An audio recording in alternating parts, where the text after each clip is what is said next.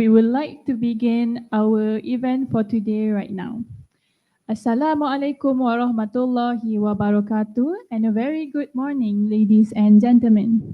On behalf of the organizing committee, the Faculty of Social Sciences and Humanities UTM-KL, I would like to warmly welcome all of our esteemed guests and presenters today to the FSSHKL International Colloquium 2025. My name is Fatin Dalila, and I am honored to be your Master of Ceremony for today alongside Madam Norazma Sohaila, who will serve as the moderator for our sessions throughout the Colloquium. This event is made possible through a meaningful collaboration among three esteemed educational institutions: University Technology Malaysia, Institute of Teacher Education Malaysia, IPG, Ilmu Khas Campus, and Universitas Bengkulu, Indonesia. Together, we aim to foster dialogue, exchange insights, and explore actionable ideas to shape the future of language and Islamic education in an increasingly digital world while remaining rooted in cultural understanding. We thank each and every one of you for being here today. Your presence is a testament to your commitment to advancing education. Before we proceed, we kindly ask everyone to direct your attention to the screen for a brief safety evacuation video in case of emergency.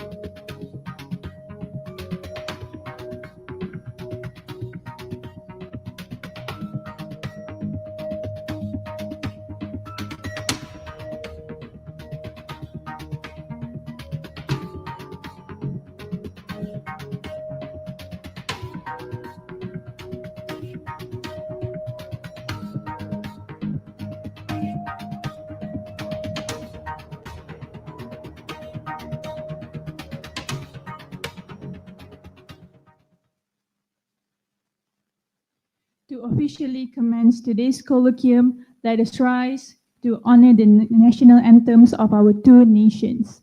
We will begin with Negaraku, the national anthem of Malaysia, followed by UTM's official song, Keunggulan Terbilang. After that, the national anthem of Indonesia, Indonesia Raya. Ladies and gentlemen, please stand up.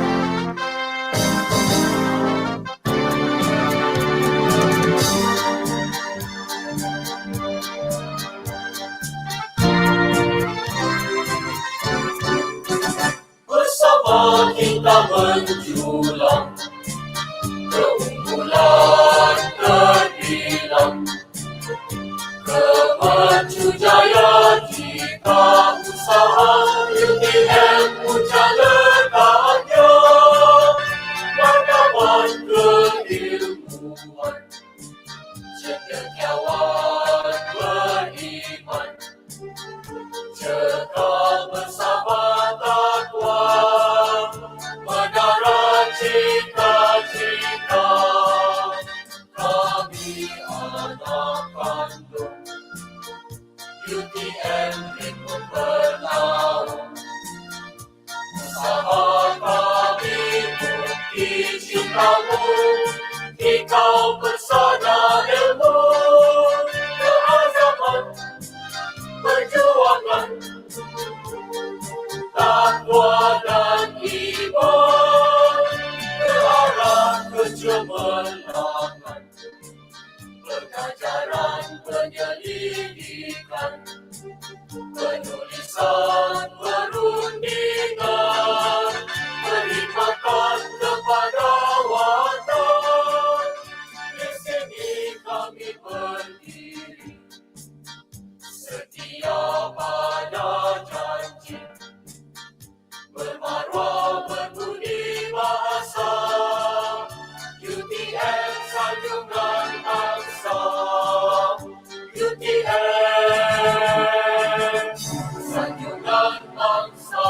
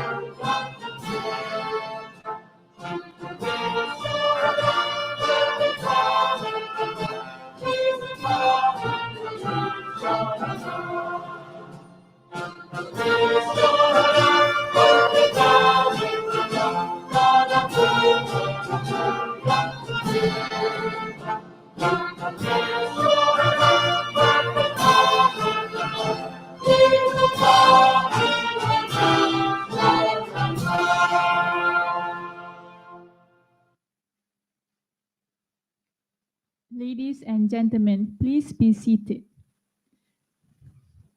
To begin our event with blessings, I would now like to invite Associate Professor Dr. Muhammad Ihsan to the stage to lead the Doa recitation.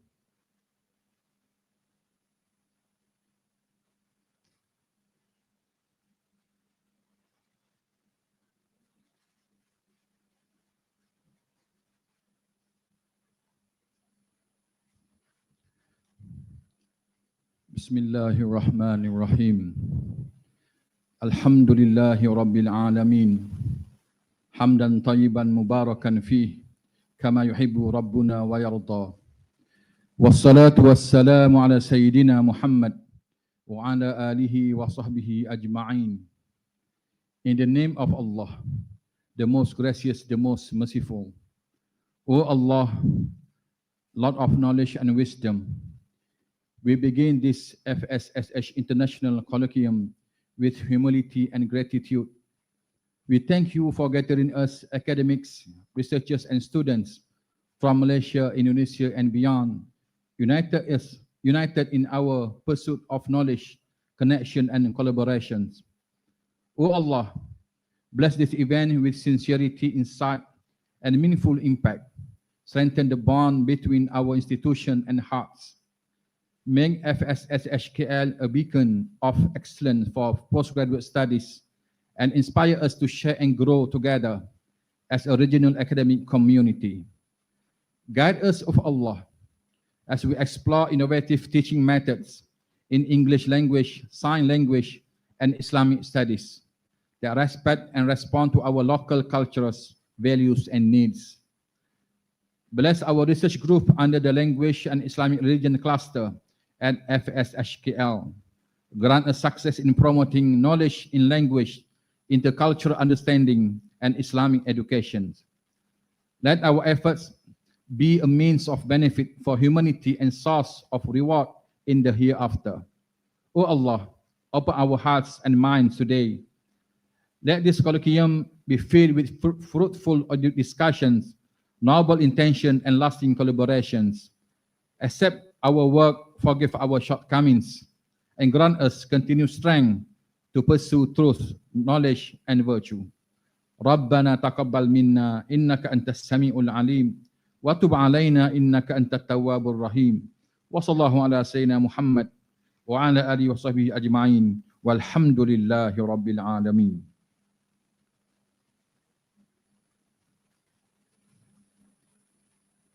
Thank you, Dr. Ihsan, for the meaningful recitation. Ladies and gentlemen, as the host of this colloquium, our faculty is honored and thrilled to establish and strengthen the ties between our students and the teacher trainees from the renowned teacher education institutes. The relationship would hopefully bring many advantages to the teachers' education and students' learning experiences. Hence, without further ado, I would like to invite the Director of the Faculty of Social Sciences and Humanities, UTM Kuala Lumpur, Dr. Zohana Muhammad Zain, to deliver her speech and inaugurate this colloquium.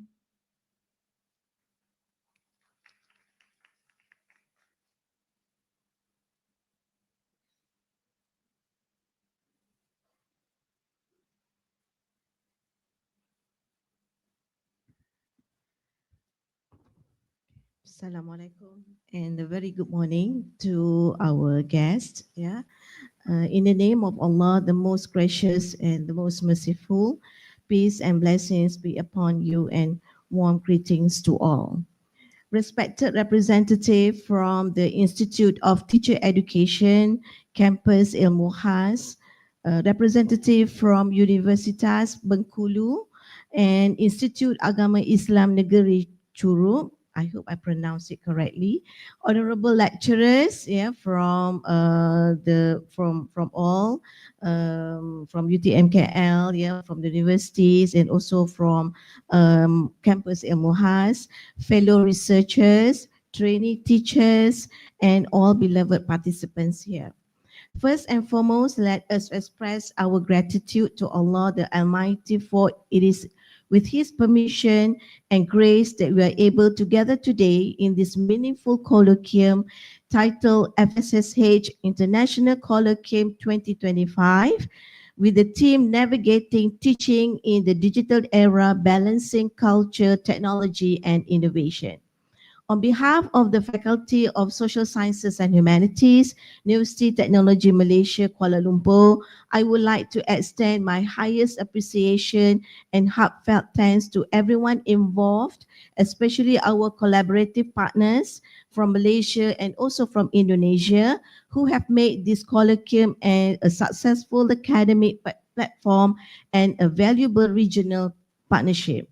Ladies and gentlemen, this colloquium is not just a platform for knowledge sharing, but also a space for us to collaborate further in achieving three key objectives. First, to build strong ties between postgraduate students and trainee teachers from Indonesia and Malaysia. In addition, we aim to introduce FSSHKL as a top choice for postgraduate studies among trainee teachers. Second, to expand methods and teaching techniques using technology, of course, especially in the fields of English, sign language, and Islamic studies. We believe this approach must be tailored to the cultural and national context of each country. And third, to encourage research in the field of language, intercultural communication, and Islamic studies through the active involvement of research group members under the Language and Islamic Religion cluster at FSSHKL. Ladies and gentlemen, we are now living in digital era filled with both challenges and opportunities. We must ready to change, to innovate, and to adapt the current needs of education. Yet, as we explore the use of technology, we must remain grounded, respecting the cultural values and identity we hold as educators. This is the balance we strive for between culture, technology, and innovation. I believe that with the spirit of this collaboration we are showing today, this Colloquium will be the starting point for many more meaningful partnerships in the future. Lastly, I wish everyone a very fruitful discussion later today and knowledge sharing session. So may this Colloquium bring benefit to us all. Thank you very much. Assalamualaikum.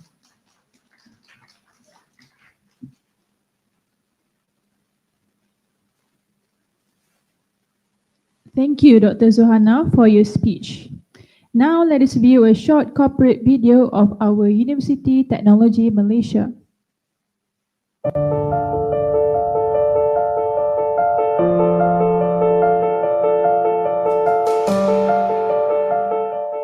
The world as we know it has evolved rapidly, and we constantly ask ourselves, how can we overcome the arduous challenges affecting humanity and the future? In UTM, these questions become the catalyst that transcends us forward. We answer them by igniting and fostering creative and innovative minds through academics and research. Science, technology, and engineering become the foundation of everything we do.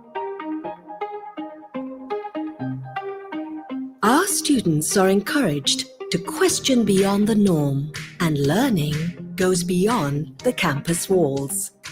With a campus experience like no other, UTM provides students with an inclusive and supportive community, where they are empowered to create, innovate, and become citizens that uphold our core values of integrity, synergy, excellence, and sustainability. More than a higher learning institution, UTM is the nexus that provides innovative solutions for industries and communities. Our research and innovation are designed with an end in mind, working collectively with partners to create value-added solutions for the betterment of humanity.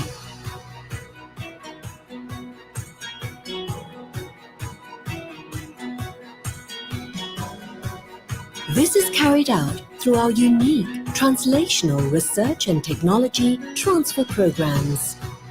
We know that for a nation to thrive, its ability to innovate is vital. Here at UTM, innovation is at the forefront, where new opportunities are created.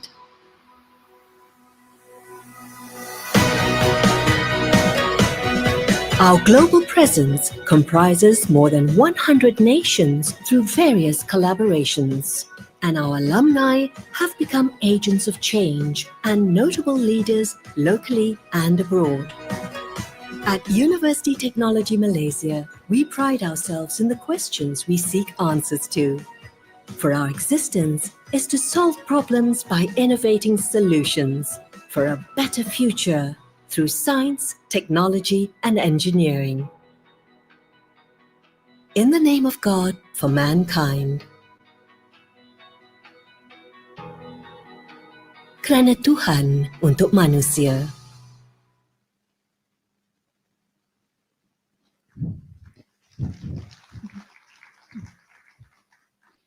Ladies and gentlemen, it is an honor for us to invite the Director of Institute of Teacher Education Malaysia, IPG, Ilmu Khas Campus, Yang Berbahagia Dr. Farida Yaakob to deliver a speech. Please welcome Dr. Farida Yaakob to the stage.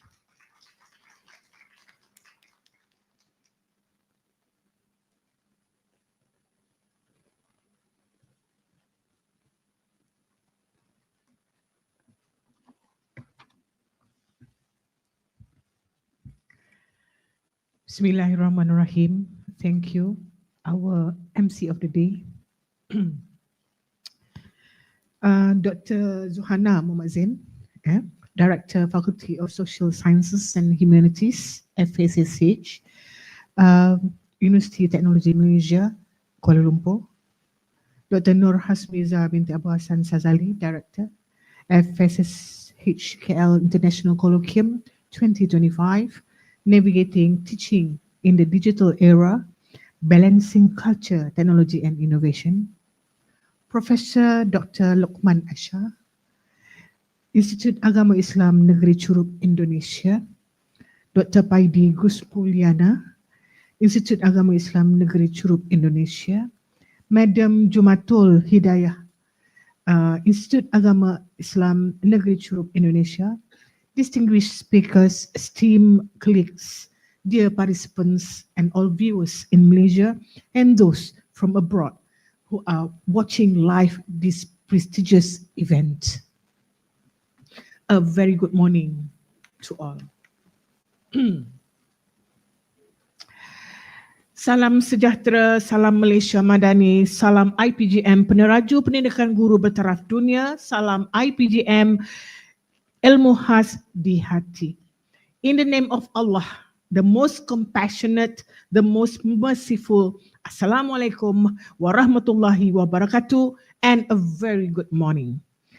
Distinguished guests, honorable speakers and presenters, esteemed representative from universities Bengkulu and Institute Agama Islam Negeri Curup, respected colleagues, sharers, students, ladies and gentlemen. It is both a profound honor and a great privilege to address you at the opening of the International Colloquium 2025. And let us begin by offering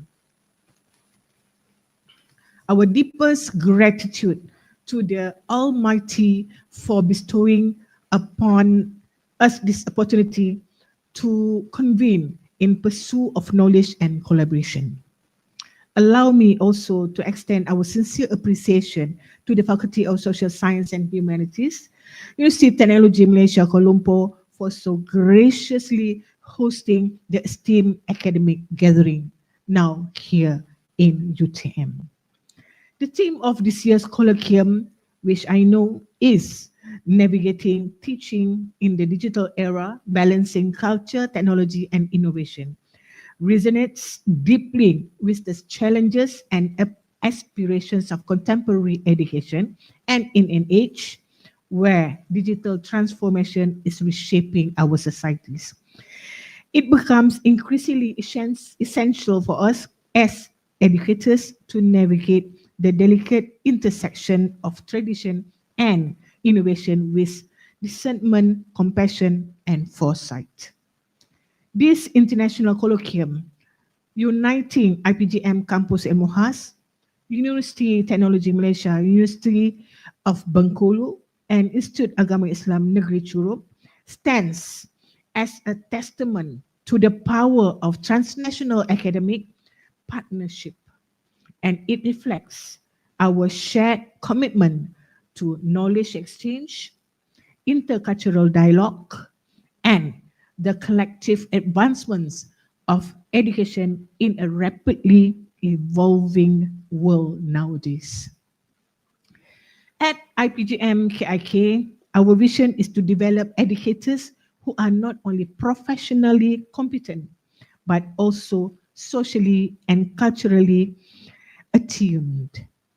We believe in nurturing teachers who integrate technology with purpose, adapt, to change with agility and inspire their students with empathy, I take great pride in highlighting that our contributions today will open both intellectual discourse and cultural expression. Our student presenters and lecturers will be sharing innovative approaches to dynamic teaching and learning practices, which we had proven in El Muhas. Ladies and gentlemen, the colloquium serves as more than a platform of scholar exchange. It is a catalyst for critical reflection, collaborative thinking, and lifelong learning. I am confident that today's session will not only ignite fresh perspective and enduring networks, but also reaffirm our shared commitment to shaping education that is inclusive, relevant, and culturally grounded. As we embark on this journey of dialogue and discovery, I urge each of you to participate with an open mind, to listen attentively, and to contribute meaningfully. This true success of the event lies not merely in the content delivered, but in the sincerity, curiosity, and generosity with which we engaged. In closing, I wish to record my heartfelt gratitude to the organizing committee, which is UTM, the presenters, the performers, technical teams, and all our colleagues from Malaysia and Indonesia. Your dedication and effort have made this colloquium not only possible, but exceptional, special. May this event mark the beginning of a deeper academic ties and fruitful intellectual collaboration across our institutions. Inshallah. Thank you. Wabillahi taufiq wal hidayah. Wassalamualaikum warahmatullahi wabarakatuh.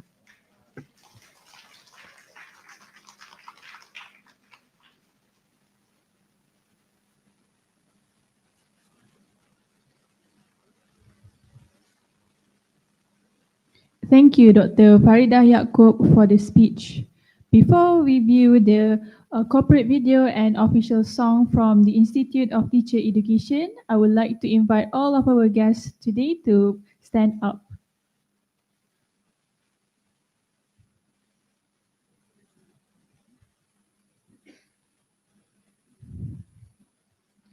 Now let us view the official song from the Institute of Teacher Education in Muhas campus.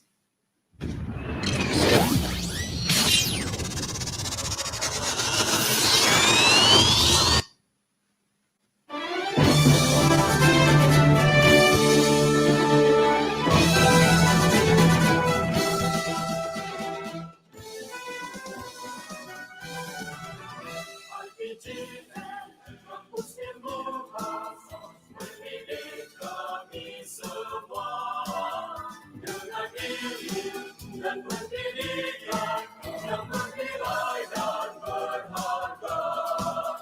Di situ tempat bernaung anak-anak sekitar, bersepahaman, berpaduan kami laksanakan. ITGN Kampus Ilmu benar berbakti mulia, berdiluhur menjadi asas Malaysia maju jaya. We is where we grow, serving surroundings, undivided and united.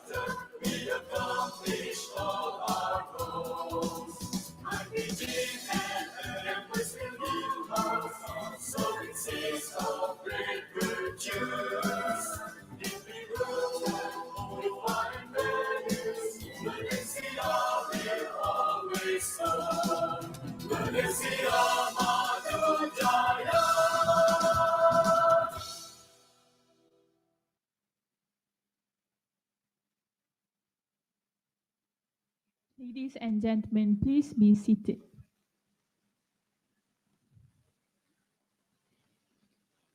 Ladies and gentlemen, let us now enjoy the cultural show prepared by the teacher trainees from IPGM Ilmu Khas campus. They will perform two songs, which are called Lemak Manis and Zapin Bunga Hutan, led by Exter Ryan. Please sit back, relax, and enjoy the performance.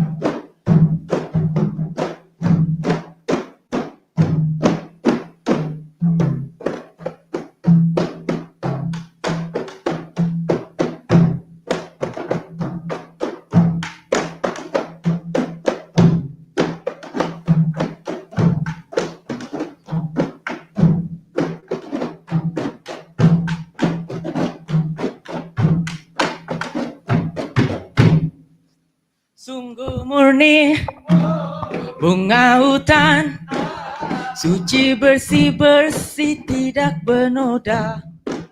Kalau hati tidak iman, jatuh kasih-kasih sampai tergoda.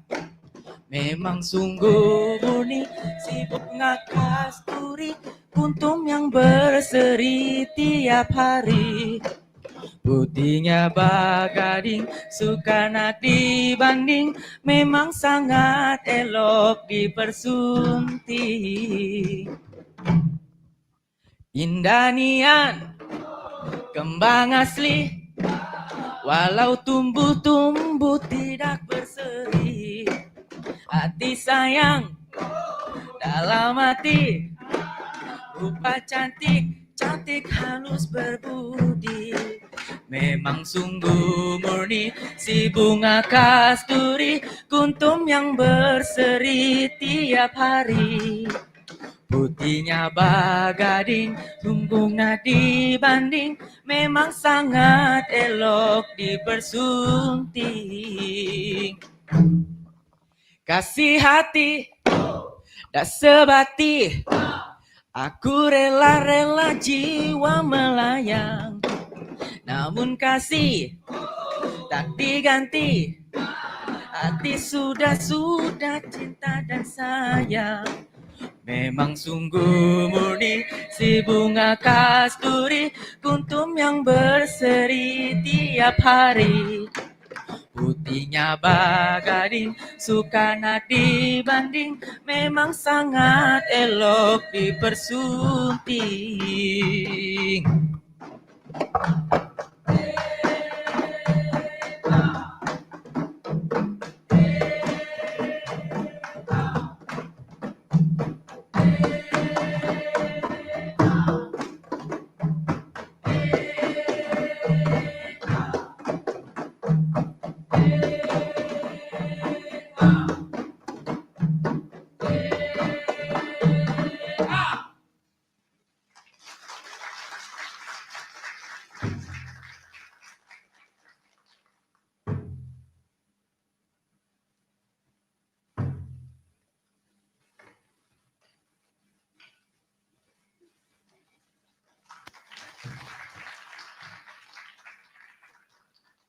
Wow, what a wonderful performance by our teacher trainees from IPGM Ilmu Khas campus.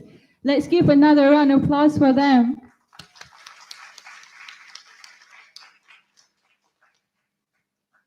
Ladies and gentlemen, it is a privilege for us to invite the representative for Churup Islamic State Institute of Universitas Bengkulu, Ibu Jumatul Hidayah, to deliver a speech. Please welcome Ibu Jumatul Hidayah to the stage.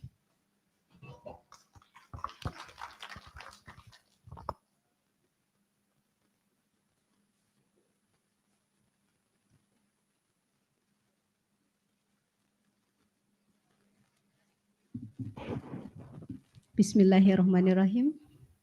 Assalamualaikum warahmatullahi wabarakatuh. The Honorable Director of Faculty of Social Science and Humanities, University Technology Malaysia, Kuala Lumpur. The Honorable Director of the Institute of Teacher Education, Ilmu Khas Campus. The Honorable delegations from University of Bengkulu, and then also delegations from Institute of Islamic and Educations of Churup.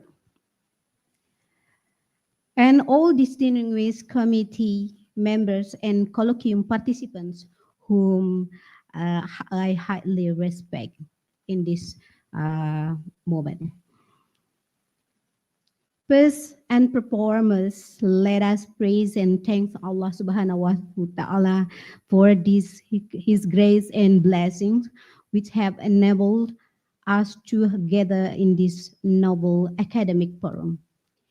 In the spirit of brotherhood and international collaborations, we from the State Islamic Institute, or EIN Churup, Indonesia, are deeply honored and sincerely grateful to be part of these remarkable academic collaborations. This colloquium marks an important milestone in our shared journey as educational institutions in facing the challenge of our time, especially in the ever-evolving landscape of education in the digital era. The themes of this colloquium, navigating teaching in the digital era, balancing culture, technology, and innovations, strongly resonate with our missions in EIN Churut to deliver educations grounded in Islamic values and local wisdom while remaining adaptive to technological advancement and globalizations. We believe that education is not merely about the transfer of knowledge, but also about value transformation, the strengthening of culture identity, regard and continuous innovations. In this regard, cross-border institutional collaborations, such as what we are engaged in today, is highly strategic and essential. We certainly hope that this event will not only serve as a platform for knowledge exchange, but also foster long-term academic friendships and collaborative research in the future. Let us use this forum as a foundation for creating more meaningful, relevant, and impactful educational innovations. Finally, we extend our heartfelt thanks to everyone who has warmly welcomed us in Kuala Lumpur, especially our gracious hosts at University Technology Malaysia and our college at EPGMK Ilmu Khas. May this colloquium proceed smoothly and bring great benefit to our all. I think that's all for my speech today. Thank you. Wassalamualaikum warahmatullahi wabarakatuh.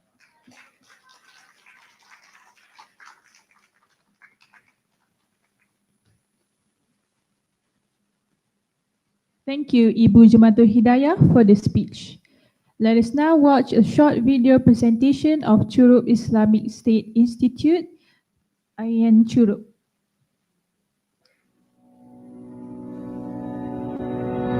Institut Agama Islam Negeri Churut merupakan tempat di mana kita menuntut ilmu dan menciptakan generasi emas. IAIN Churut, sebuah perguruan tinggi yang telah menorehkan jejak kolaborasi, menjangkau cakrawala, nasional dan internasional. Di sini, kami merasakan gemblengan ilmu yang tak hanya menuntun keilmuan, tapi juga mengasah jiwa kepemimpinan dan kemandirian. Kehidupan kampus merupakan sebuah lautan tantangan akademik, sosial, dan keagamaan, menempah kami menjadi pribadi yang tangguh dan berwawasan luas.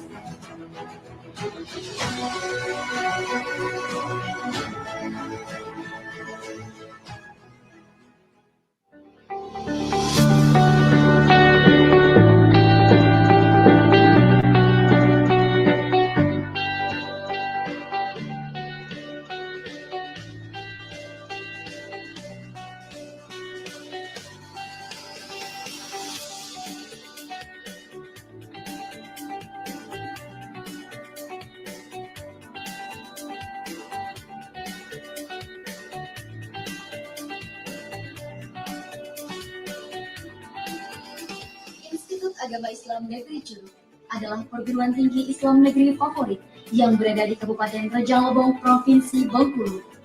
Di sini, semua mahasiswa akan merasakan kekeluargaan yang hangat dan nyaman, serta mendapatkan dukungan penuh dalam mengejar impian.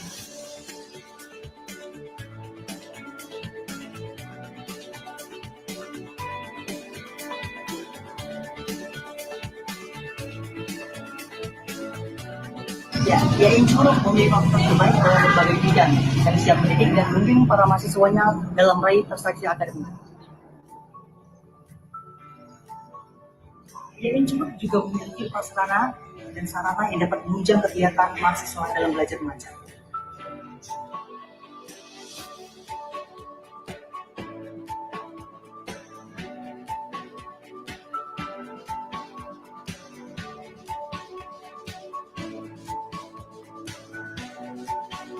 Yayan Curug tentunya memiliki keunggulan. Yang pertama, lingkungan pendidikan yang berkualitas dan nyaman, fasilitas yang mendukung dan menjamin, serta sistem pendidikan yang tinggi, berkualitas dan berkarakter.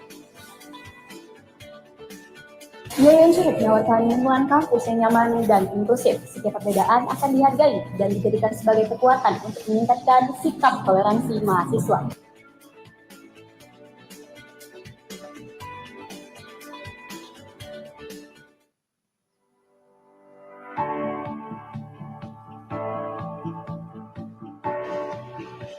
Fakultas Tarbiyah S1. Fakultas Tarbiyah menyelenggarakan 9 program studi, yaitu program studi Pendidikan Agama Islam dengan akreditasi A, program studi Tadris Bahasa Inggris dengan akreditasi unggul, program studi Tadris Bahasa Arab dengan akreditasi B, program studi Pendidikan Guru Madrasah Ibtidaiyah dengan akreditasi B, program studi Manajemen Pendidikan Islam dengan akreditasi unggul, program studi Tadris Bahasa Indonesia dengan akreditasi B, program studi Tadris Matematika dengan akreditasi B, program studi Bimbingan Konseling Islam dengan akreditasi B, program studi Pendidikan Anak Usia Dini dengan akreditasi B.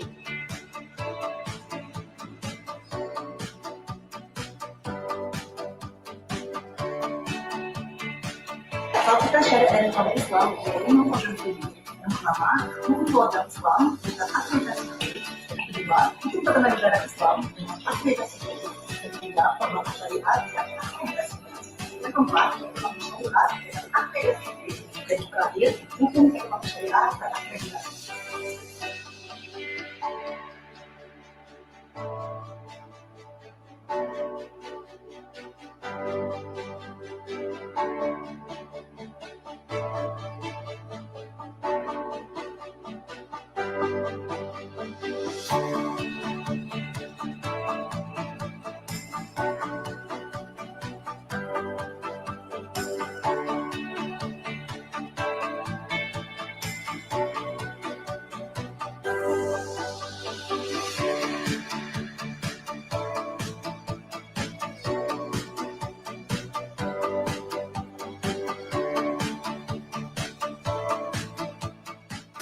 S1 Fakultas Usuluddin Adab dan Dakwah, program studi Komunikasi dan Penyiaran Islam dengan akreditasi B, program studi Ilmu Perpustakaan dan Informasi Islam dengan akreditasi B, program studi Ilmu Al-Quran dan Tafsir dengan akreditasi B, program studi Bimbingan Penyuluhan Islam dengan akreditasi B.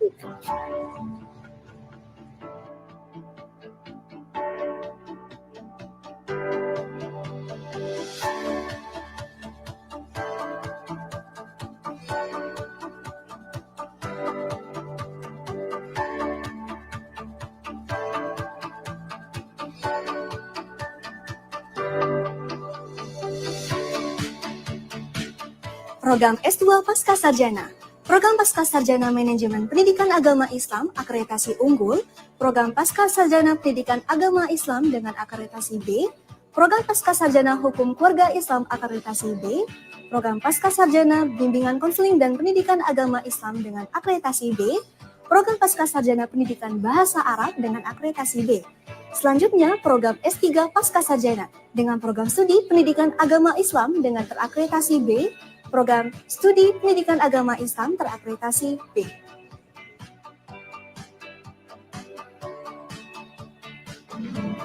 YIN Curug tidak hanya memberikan pendidikan formal saja, melainkan juga berfokus pada keahlian serta pembentukan karakter mahasiswa dalam menghadapi tantangan di dunia kerja.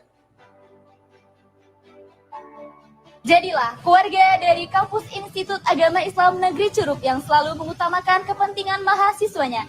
Ikuti berbagai kegiatan organisasi mahasiswa, ekstrakurikuler, serta menambah wawasan dan pengalaman.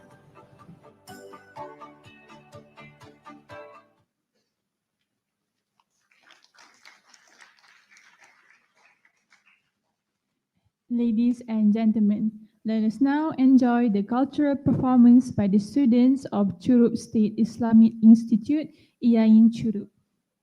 Please sit back, relax, and enjoy the performance.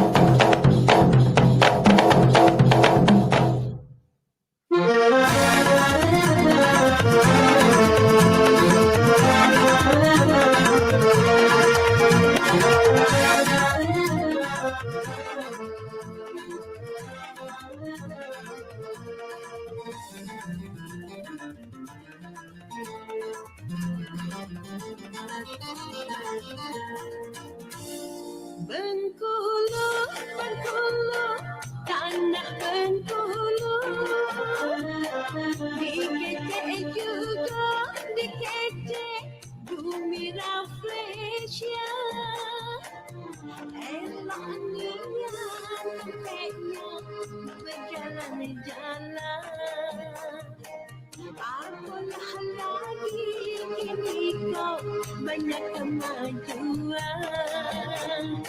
Berani niat ke situ, orang ke situ. Bermacam bentuk kesenian ke pemandangan. Pantai panjang juga benteng malam bro, jenam tak surat di tulang danau yo. Niok tahun ada tabok bersanding, ramai bian orang baik ke situ.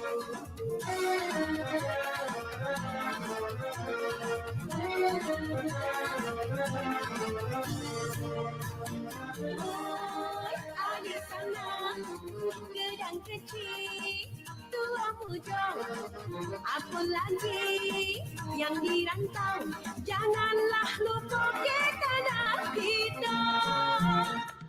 Bila bimbang, apa lagi bimbang gedang, berinai curi mengalah sebenarnya. Maro kita bekerja sama untuk pertahankan elosi budaya kita.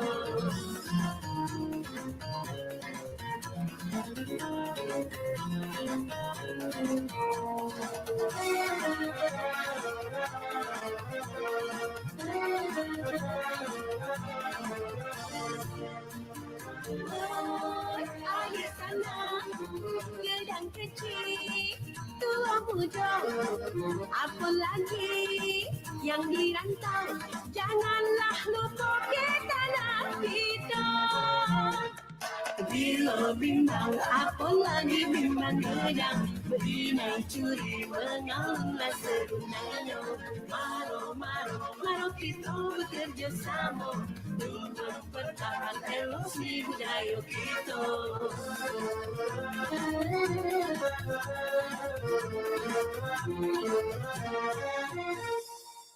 Di tengah hutan belantara, di saat malam purnama mencapai puncak, 7 bidadari turun dengan anggun, menari dengan gemulai, menciptakan harmoni alam yang memukau. Namun, tiba-tiba sepasang mata mengintip di balik rembulan. Seorang pemuda dari desa jatuh cinta pada seorang bidadari Nawang Wulan yang cantik bak permata air. Namun, tiba-tiba kegelisahan melanda. Salah satu selendang dari bidadari hilang. Nawang Wulan mulai menyadari kenyataan tanpa selendang itu ia takkan bisa kembali ke kayangan. Namun, mengapa selendangnya bisa hilang?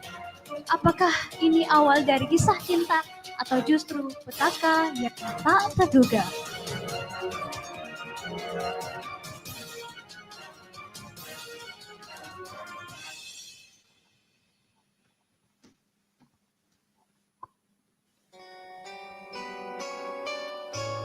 Lihat sungai ini, jernih seperti kristal langit. Bumi memang indah, tetapi kita harus hati-hati. Manusia bisa kejam. Tapi mereka juga bisa penuh dengan cinta. Aku pernah mengintip mereka dari awan. Ada yang menangis saat melihat pelangi. Lalan, jangan terlalu dekat. Dunia mereka bukanlah dunia kita. Bujang, kita harus pergi. Tidak, Gentah. Aku hanya ingin tahu, siapa dia? Yang di tengah itu? Apa yang kau lakukan? Itu selendangnya. Di mana selendangku? Seseorang telah melihat kita. Ayo kita pergi.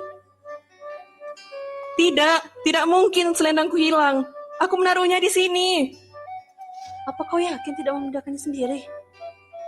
Tidak, aku tahu pasti aku meletakkannya di sini. Aku ingat. Waktu kita hampir habis. Kita harus pergi sekarang. Tunggu, jangan tinggalkan aku. Tolong bantu aku mencarinya. Lalan, maafkan kami. Mungkin ini memang takdirmu untuk tinggal di dunia. Lalan, maafkan kami, Lalan. Kami harus pergi sekarang. Maafkan kami, Lalan. Apakah ini memang takdir atau kutukan untukku? Hei, kau. Kau terluka? Ada yang bisa kubantu? Siapa kau? Aku hanyalah pemuda dari desa di seberang hutan. Tapi kau, siapa kau sebenarnya? Aku bukan dari dunia ini. Aku seorang bidadari. Bidadari? Tapi bagaimana bisa kau ada di sini? Seseorang mencuri selendangku. Tanpa itu, aku tak bisa kembali ke kayangan. Aku terjebak di sini. Kalau begitu, tinggallah dulu di desaku. Aku akan membawamu ke ibuku. Kami akan menjagamu sampai kau bisa kembali. Terima kasih. Siapa dia, Bujang? Gadis asing tanpa asal-usul? Dia tersesat, Bu. Tak punya siapa-siapa. Biarkanlah dia tinggal di sini. Hanya sampai dia siap pergi, Bu.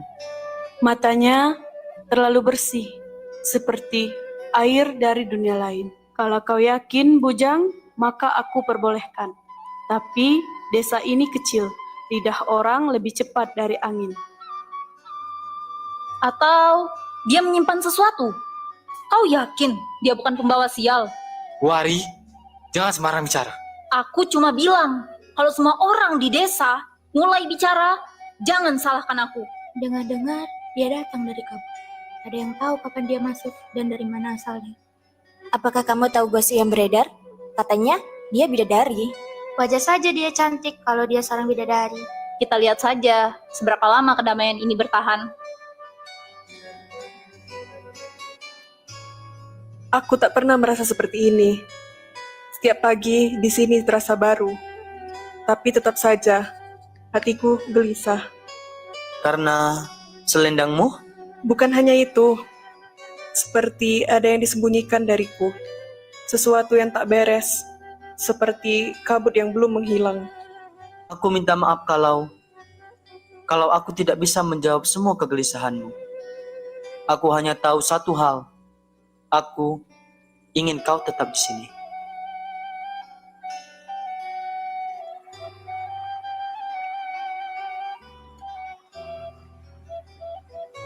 Ada seorang perempuan di desa tak makan dan tak pernah sakit. Dan semua pria seolah jatuh cinta padanya. Bidadari. Kau tahu sesuatu? Kalau benar dia bidadari, maka ia datang karena kehilangan sesuatu. Selendangnya. Mungkin tanpa itu, ia terikat di dunia ini. Tapi jika selendang itu ditemukan, maka ia akan kembali ke langit dan meninggalkan dunia ini selamanya. Lalu, jika aku yang menemukannya lebih dulu? Kalau niatmu hanya untuk memiliki atau menyembunyikannya, maka kau hanya akan menimbulkan murka langit, wahai anak muda. Jangan bermain dengan takdir yang bukan milikmu.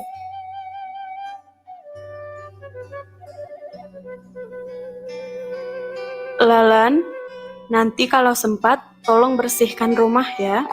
Baik, Ibu.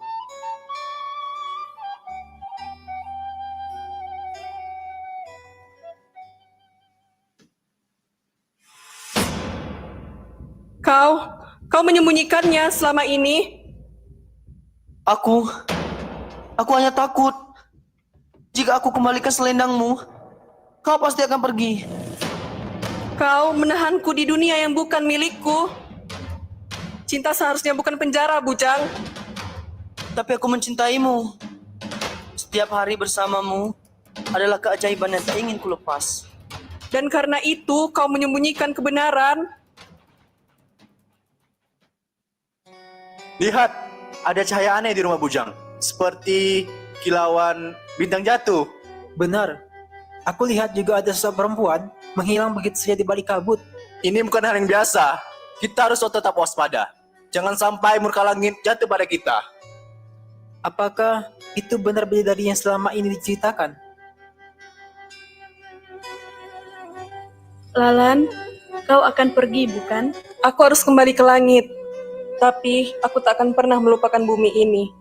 Terutama hatimu, Ibu. Maafkan kami, karena membiarkanmu hidup dalam kebohongan. Kami takut pada apa yang tidak kami mengerti. Lalan, kumohon, tetaplah di sini.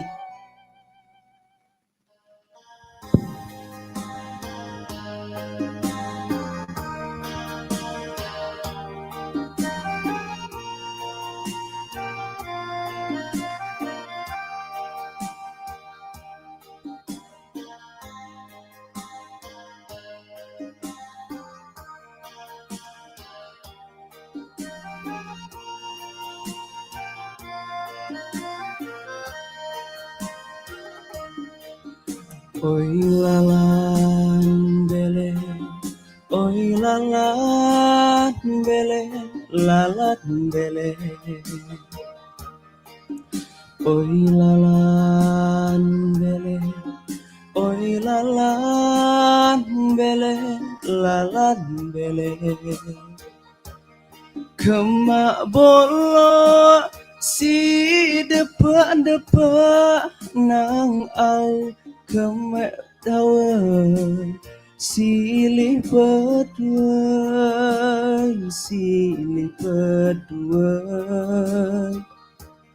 kunyau da polo atun tamaga nang au bele asa ita berdua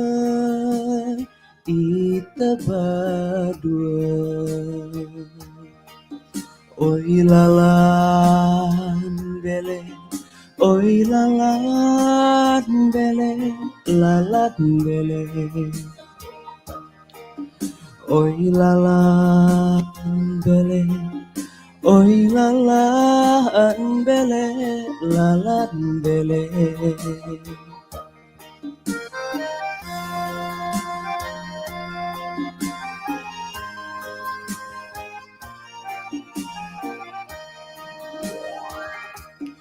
Aman kunaman repie epet nang au jaku ela buat kedulo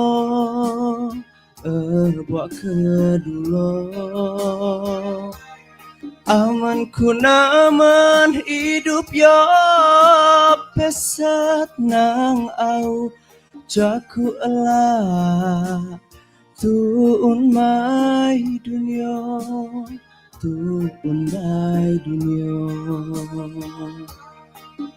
oi lalan bele, oi lalan bele, lalan bele. Oi lalan bele, oi lalan bele, lalan bele.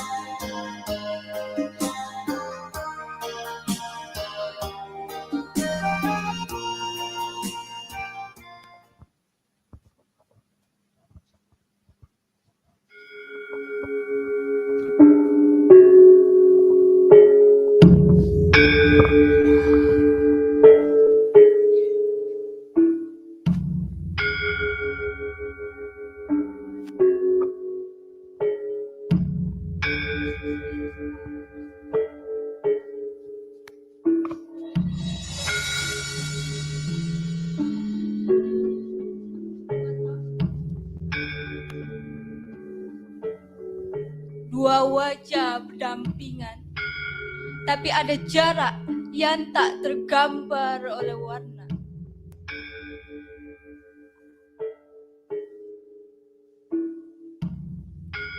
Lalan dan bujang. Satu bingkai kisah, namun tidak satu nasib. Malam bergeming, mentertawakan sandiwara cinta yang tak pernah usai. Aku tersenyum di antara bayang dan kehilangan, sementara hatiku terbang menjauh tanpa kembali.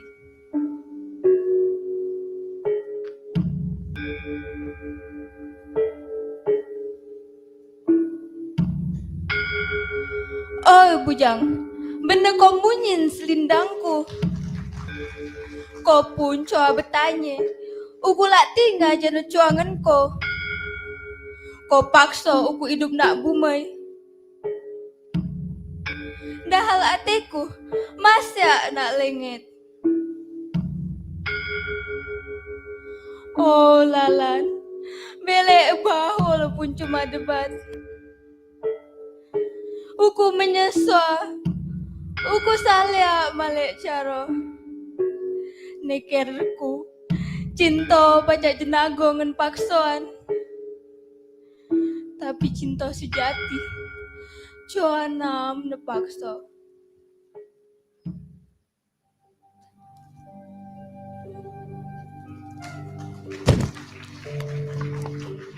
Dan begitulah Lalan Ulan terbang kembali ke kayangan, meninggalkan Bujang dengan penyesalan yang tak terdebus. Oi Lalan bele, oi Lalan kembalilah, namun hanya terserap angin malam. Kini di Tanah Rejang, kisah ini tetap dikenang. Kisah tentang seorang bidadari yang terjebak oleh tipu daya manusia. Kisah tentang pemuda yang menukar kesetiaan dengan penyesalan yang tak tertebus. Dan di atas itu semua, teriakan oi Lalan bele, oi Lalan bele akan terus menggema sebagai penanda dari cinta yang tak pernah kembali. Ladies and gentlemen, that's the story of Lalan Bele from Curup, Rejang Lebor Regency, Bengkulu Province, Indonesia.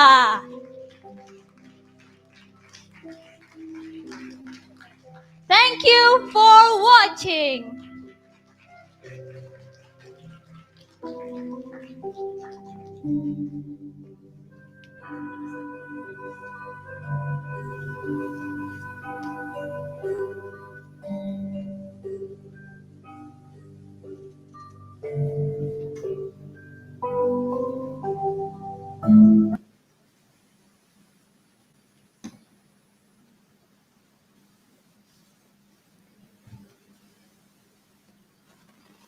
Wow, what a wonderful performance. We were taken on a roller coaster of emotions. Let's give another round of applause for them. Now, it is our pleasure to invite the Director of FSSHKL, Dr. Zohana Muhammad Zain, accompanied by Assistant Director, Dr. Nur Hasmiza Abu Hassan Sazali, to present souvenirs to our distinguished guests from the Institute of Teacher Education, IPG, Ilmu Khas Campus, and Curup State Islamic Institute, Indonesia.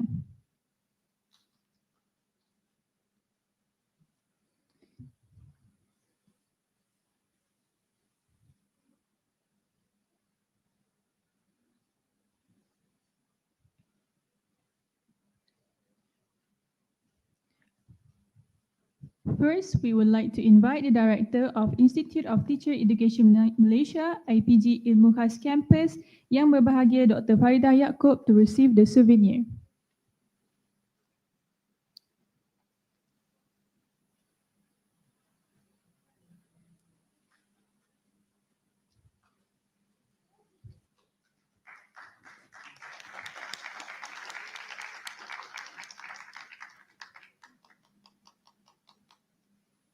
Now, we would like to invite the representative for Curup State Islamic Institute, Ibu Jumatul Hidayah, accompanied by Dr. Paidi Gusmulyana, to receive the souvenir.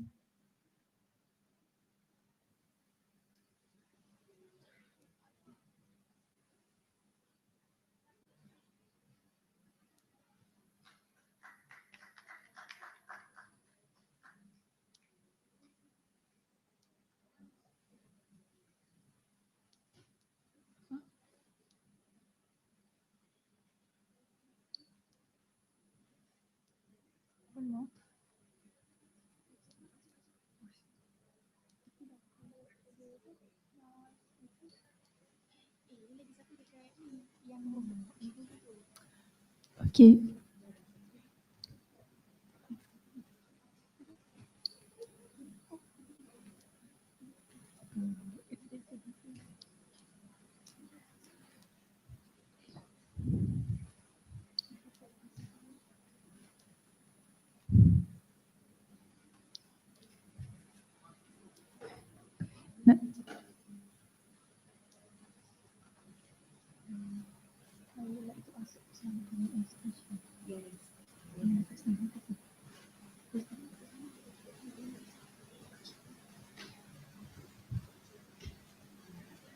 Now we would like to ask Dr. Zohana to remain on stage as IPG representative would like to give souvenirs to UTM, UTM, IPG, and Universitas Bengkulu.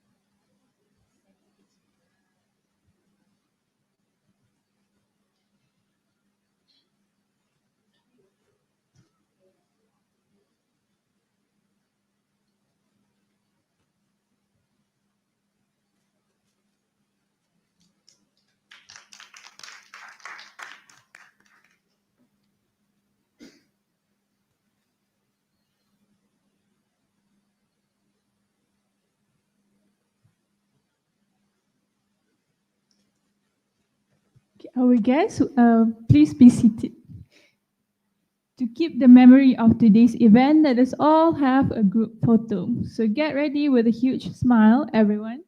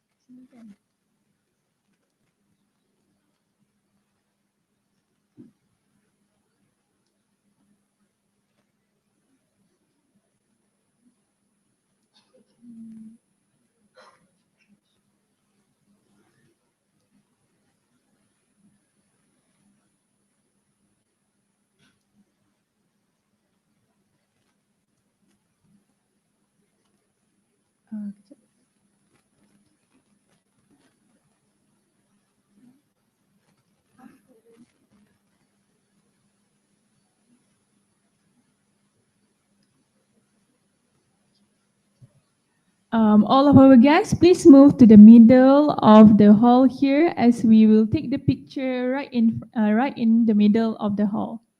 So the guests who are seated on the left and the right side, please move to the middle.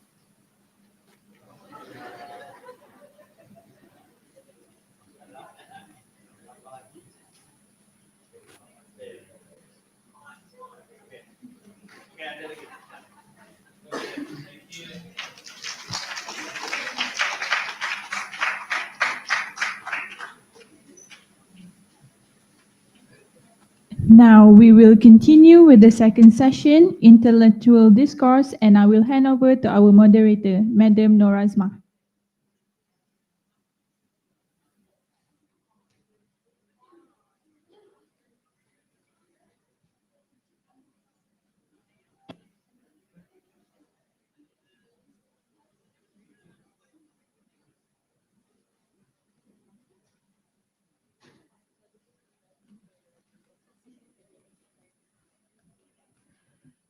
Ladies and gentlemen, we can have a short break of 5 minutes before we resume. Okay?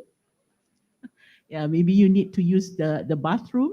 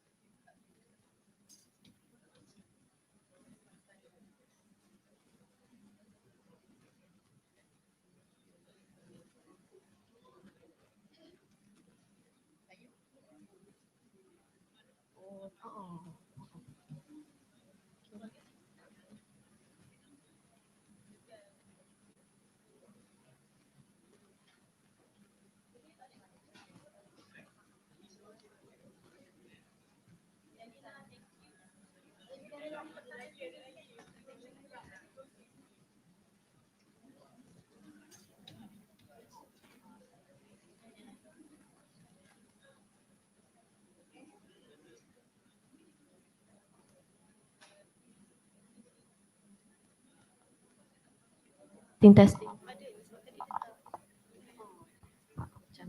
Okay, testing.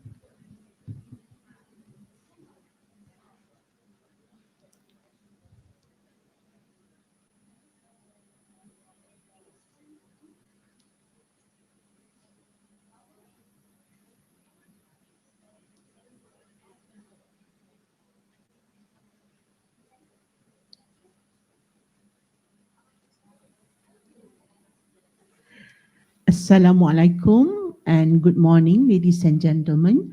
We will begin with session 2, the intellectual discourse. This is where we listen to the experts. Yeah, they will share knowledge on various subjects pertaining to teaching and learning. Yeah? And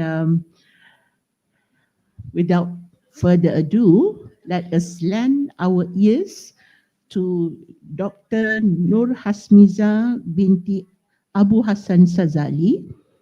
Right? She is our keynote speaker for today. Yeah, such a lovely person. Okay, and then she will talk about bridging generations, training educators in the digital age. The floor is yours, Dr. Nur Hasmiza. Thank you so much, Madam MC. Assalamualaikum warahmatullahi wabarakatuh. How are you, everyone? Good? Good. Alhamdulillah. Right.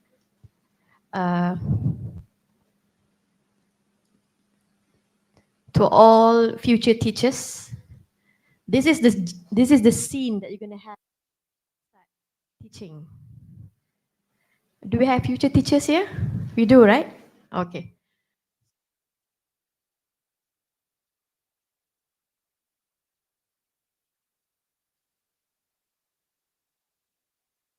The future change makers, bridge builders, and low-key tech influencers of your school.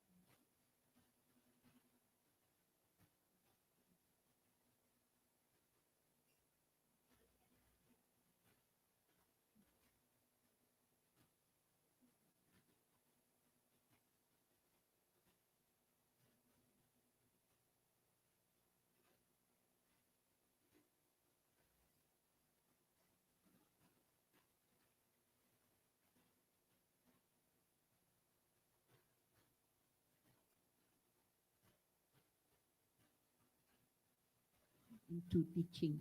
Yeah, I think I have somehow managed to get these points from you. Yeah, being kind and confident in sharing knowledge. Yeah, and build bridges, not walls. Yeah, so we have to sort of bridge the gap. Yeah, we have to play the role. Yeah, as teachers, right? Some say teachers are just about preaching in front there, like my students perceive me, right? But it's more than that, yeah. And take up the offer and learn through the process, right, Dr. Normi? So thank you very much, Dr. Normi, and I wish you all the best. And yeah, I think Wi-Fi connection is very important, right? Thank you. Okay.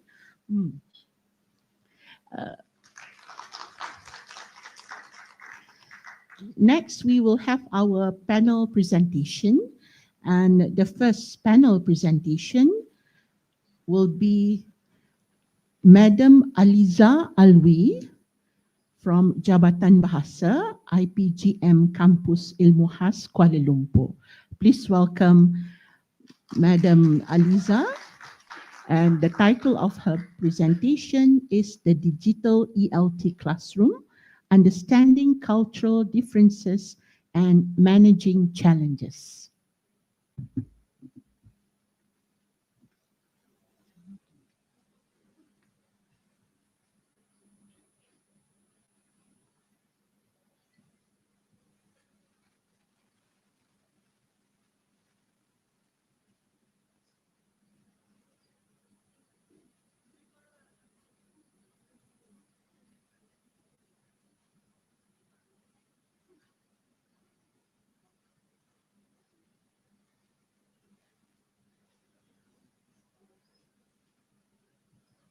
Assalamualaikum and a very good morning to everyone.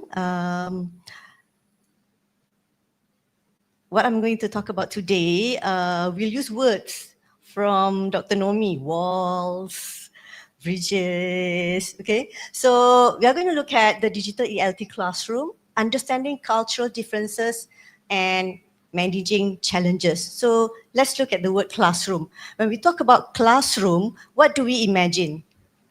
We imagine walls. But then when technology comes, these walls disintegrated. No, it disappears. These walls all disappear. All right. So let's look at what I'm going to share about today. I'm going to share about how these walls disappear in our day-to-day teaching and preparing our trainee teachers. Our journey, our experiences, these are key experiences of our Department of English Language Studies, English Studies Department, and now we are called Department of Languages. So these are the key experiences that I would say that provide us, that broaden us, that show us how to navigate our ways in this digital experience and how we have broadened our capacity in training our future teachers, English language teachers. So in 2016, with our partner university twinning program, Queensland University of Technology, we conducted a virtual classroom between students of TESOL in Malaysia with students of primary education in QUT. So their task was to learn about each other's culture, each other's background, and whatever that they can find about each other's background in order for them to come up with cultural stories for children. Now, these stories were used by the Australian partners in the teaching of their elementary classrooms. Okay. In 2020, when the pandemic started, we conducted cultural communication activities between our TESOL students and the Raja Mangala University of Technology, Tanyaburi, as well as, that one is in Thailand, as well as Sanata Dharma University in Yogyakarta. Okay, so there were two groups. Their task was to ask each other more information about cultural elements or cultural backgrounds or lifestyle related to their culture that they are interested in. So they're supposed to ask each other questions. And in the end, they had to do a reflection on what were the challenges that they faced when they were communicating. So the comments that we got from the students were, they had problems because of each other's accents. And number two, because of the different perspectives and views about the world. That were the comments that we got. Okay, now from these two activities, key experiences, what did they learn? They learned language. They learned how to negotiate. They learned how to use the language, the functions of the language in the real world. So learning a language at that time was very purposeful. Okay? All right. During the pandemic, we used a lot of digital materials, and we found that these digital materials posed problems to our students with visual and learning disabilities.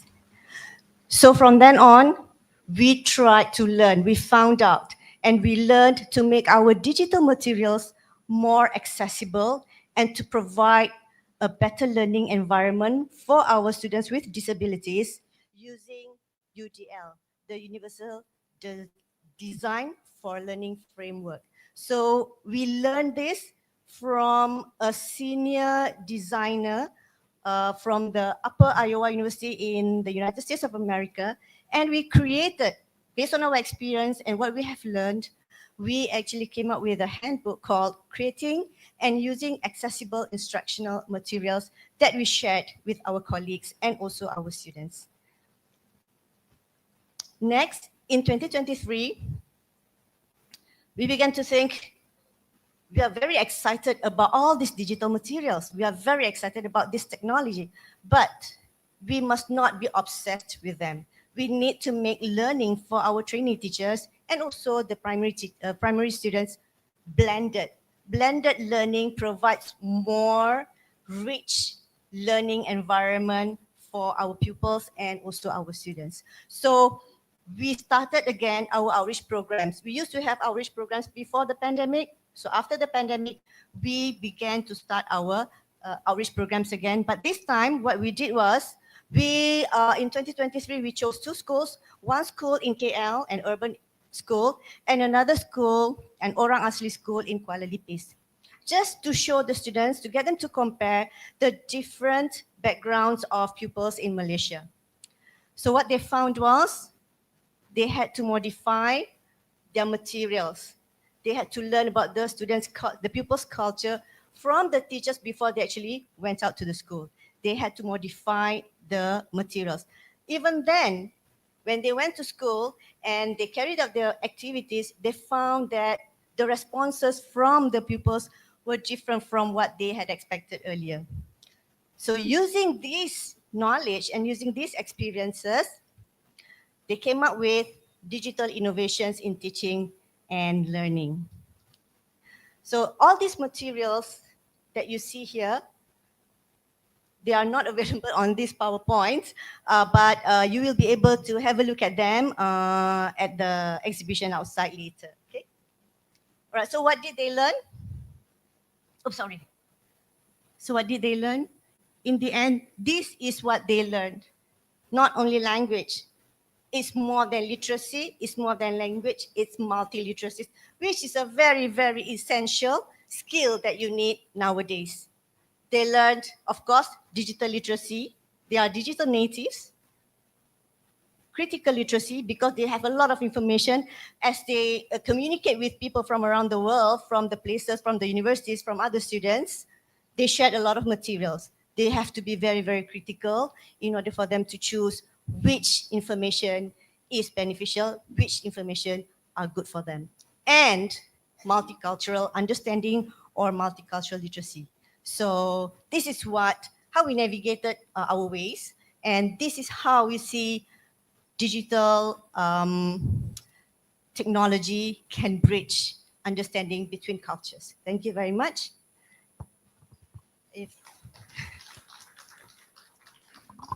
Thank you, Madam Aliza.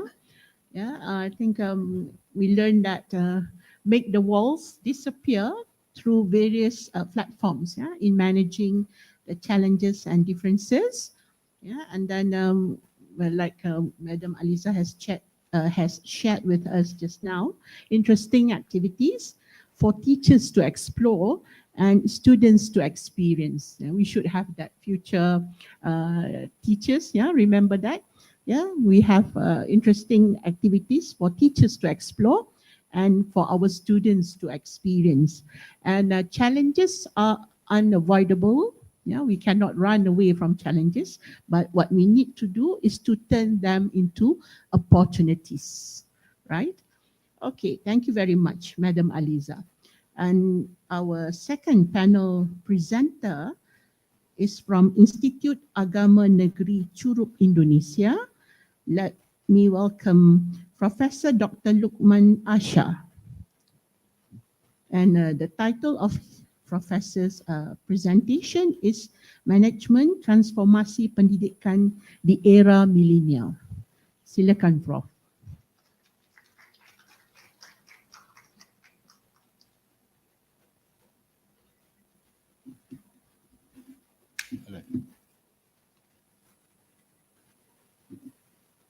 Teori, belum sampai kan? Yes.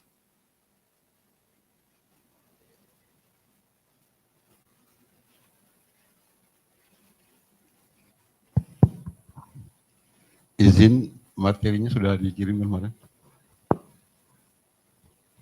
Oh sudah.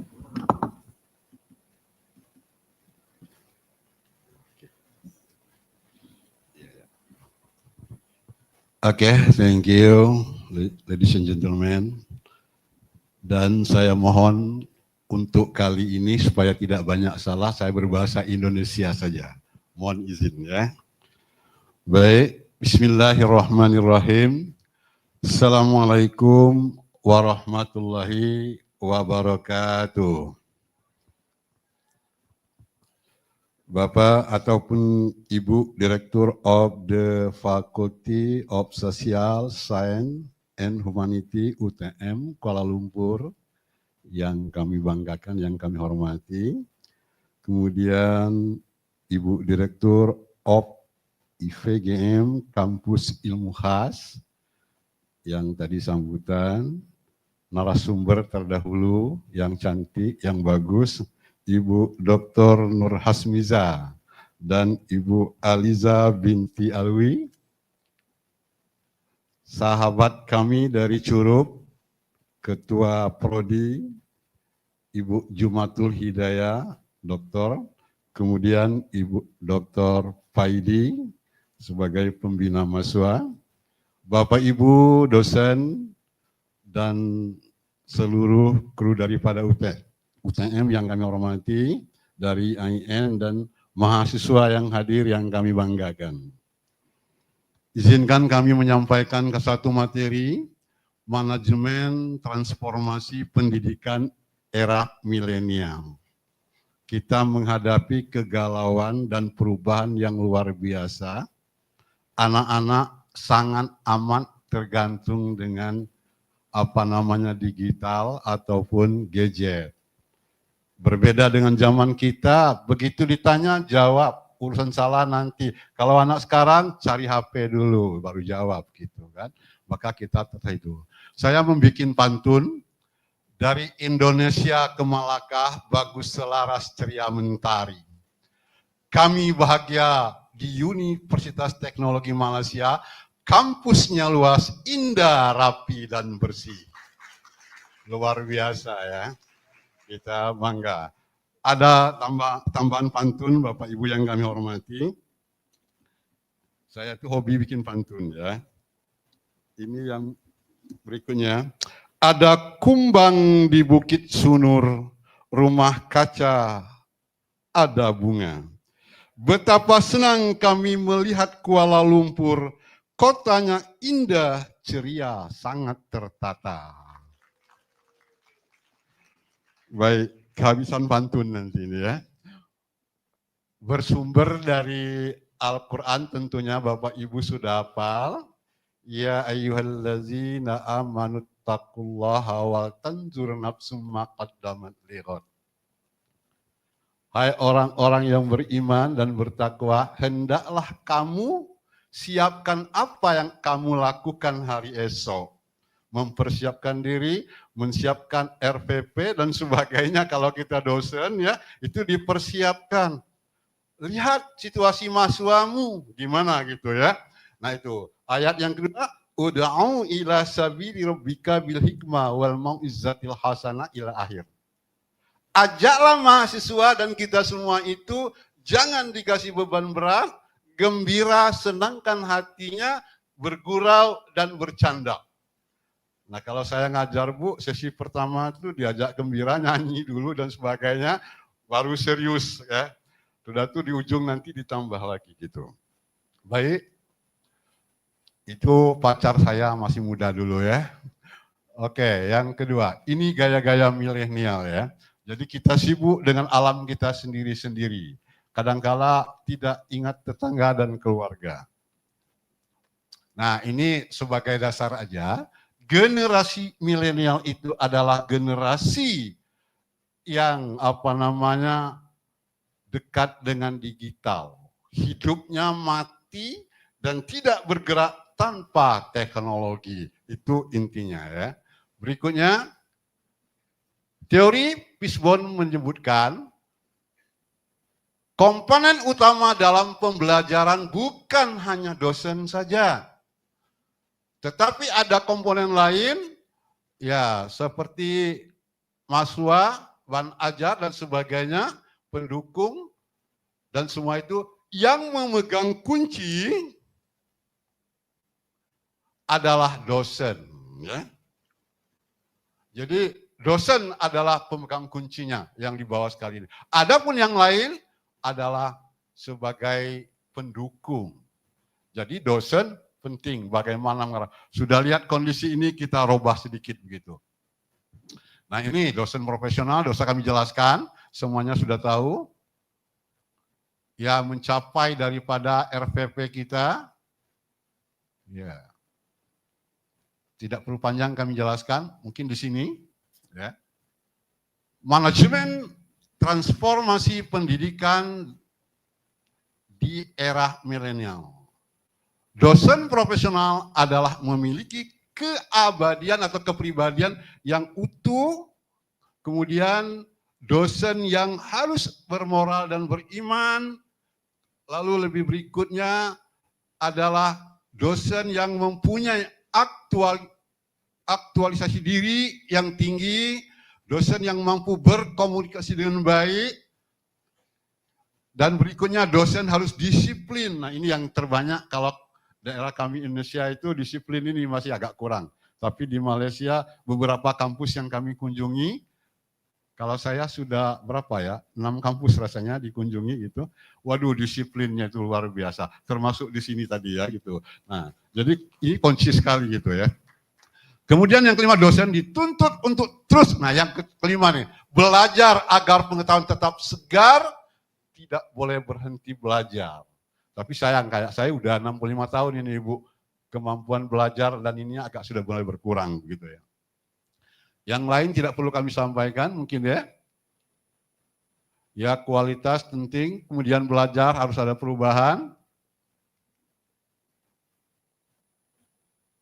Kalau ini sudah menjadi pegangan kita, mampu melaksanakan tugas keprofesionalnya dengan baik,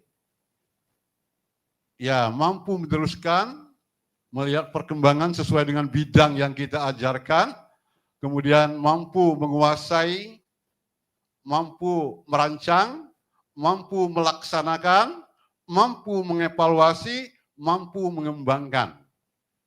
Sangat jauh berbeda sekali era mahasiswa sekarang. Makanya saya dengar ada beberapa negara tidak membolehkan menggunakan gadget di dalam kuliah gitu ya. Di Indonesia ada beberapa provinsi nampaknya memulai. Saya mungkin semester ini nanti sudah memulai juga itu. Kita kurangi ketergantungan dengan gadget itu.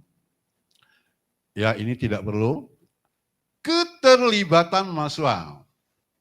Pengukuran keterlibatan mahasiswa, partisipasi dalam diskusi sangat penting, penyelesaian tugas dan ujian, interaksi dengan materi pembelajaran, pengembangan teknologi AI, kontribusi pada perkembangan masa depan. Yang saya ingin jelaskan ini perubahan yang saya alami pribadi, ada beberapa dosen yang ikuti saya.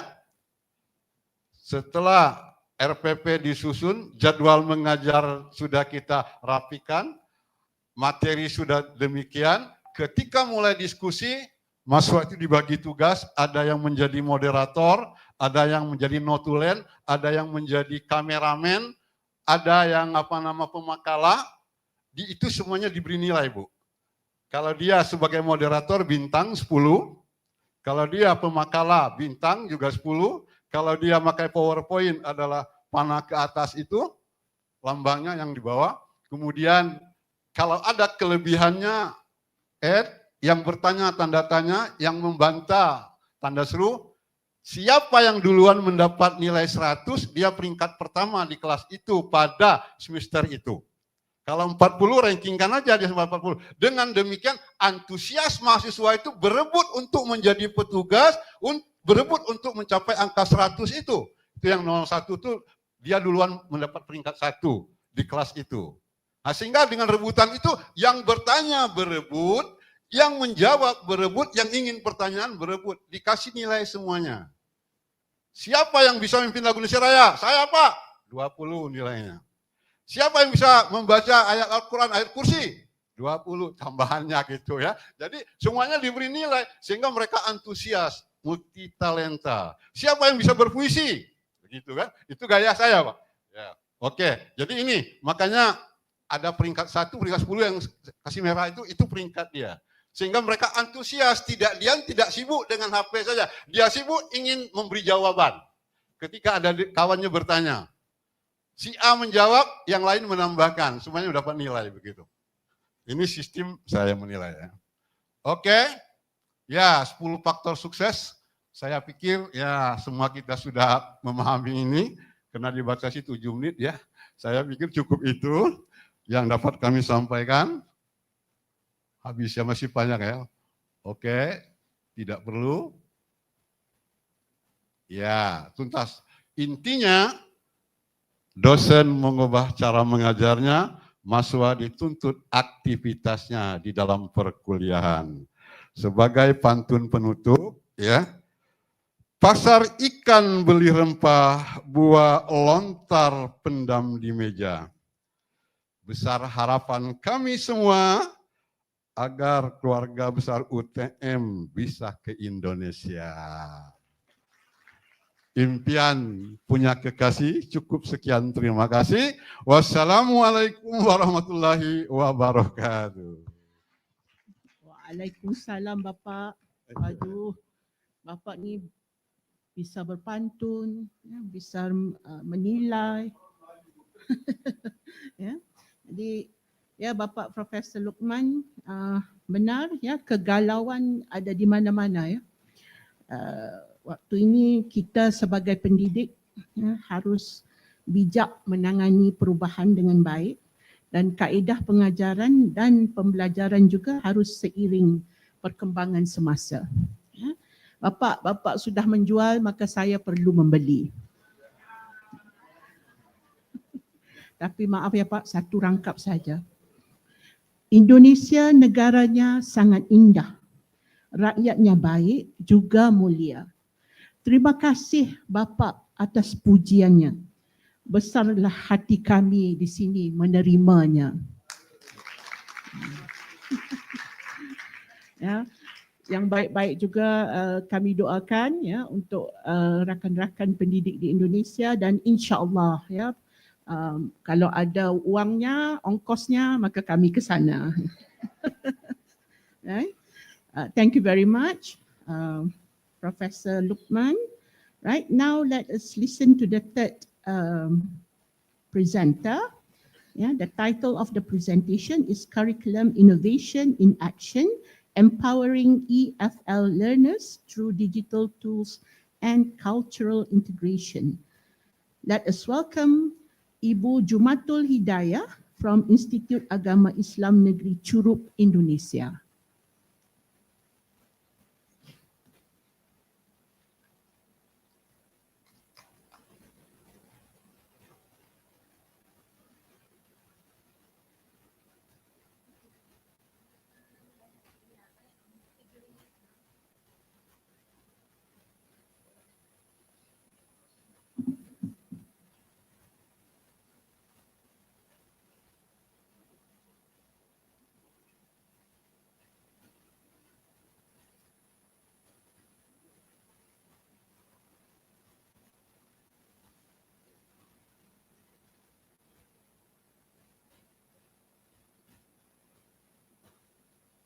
Okay, before we start, let me make some explanation before, because maybe in Malaysia or in KL, English is the second language, but it's very different with us in Indonesia, because our students have to learn.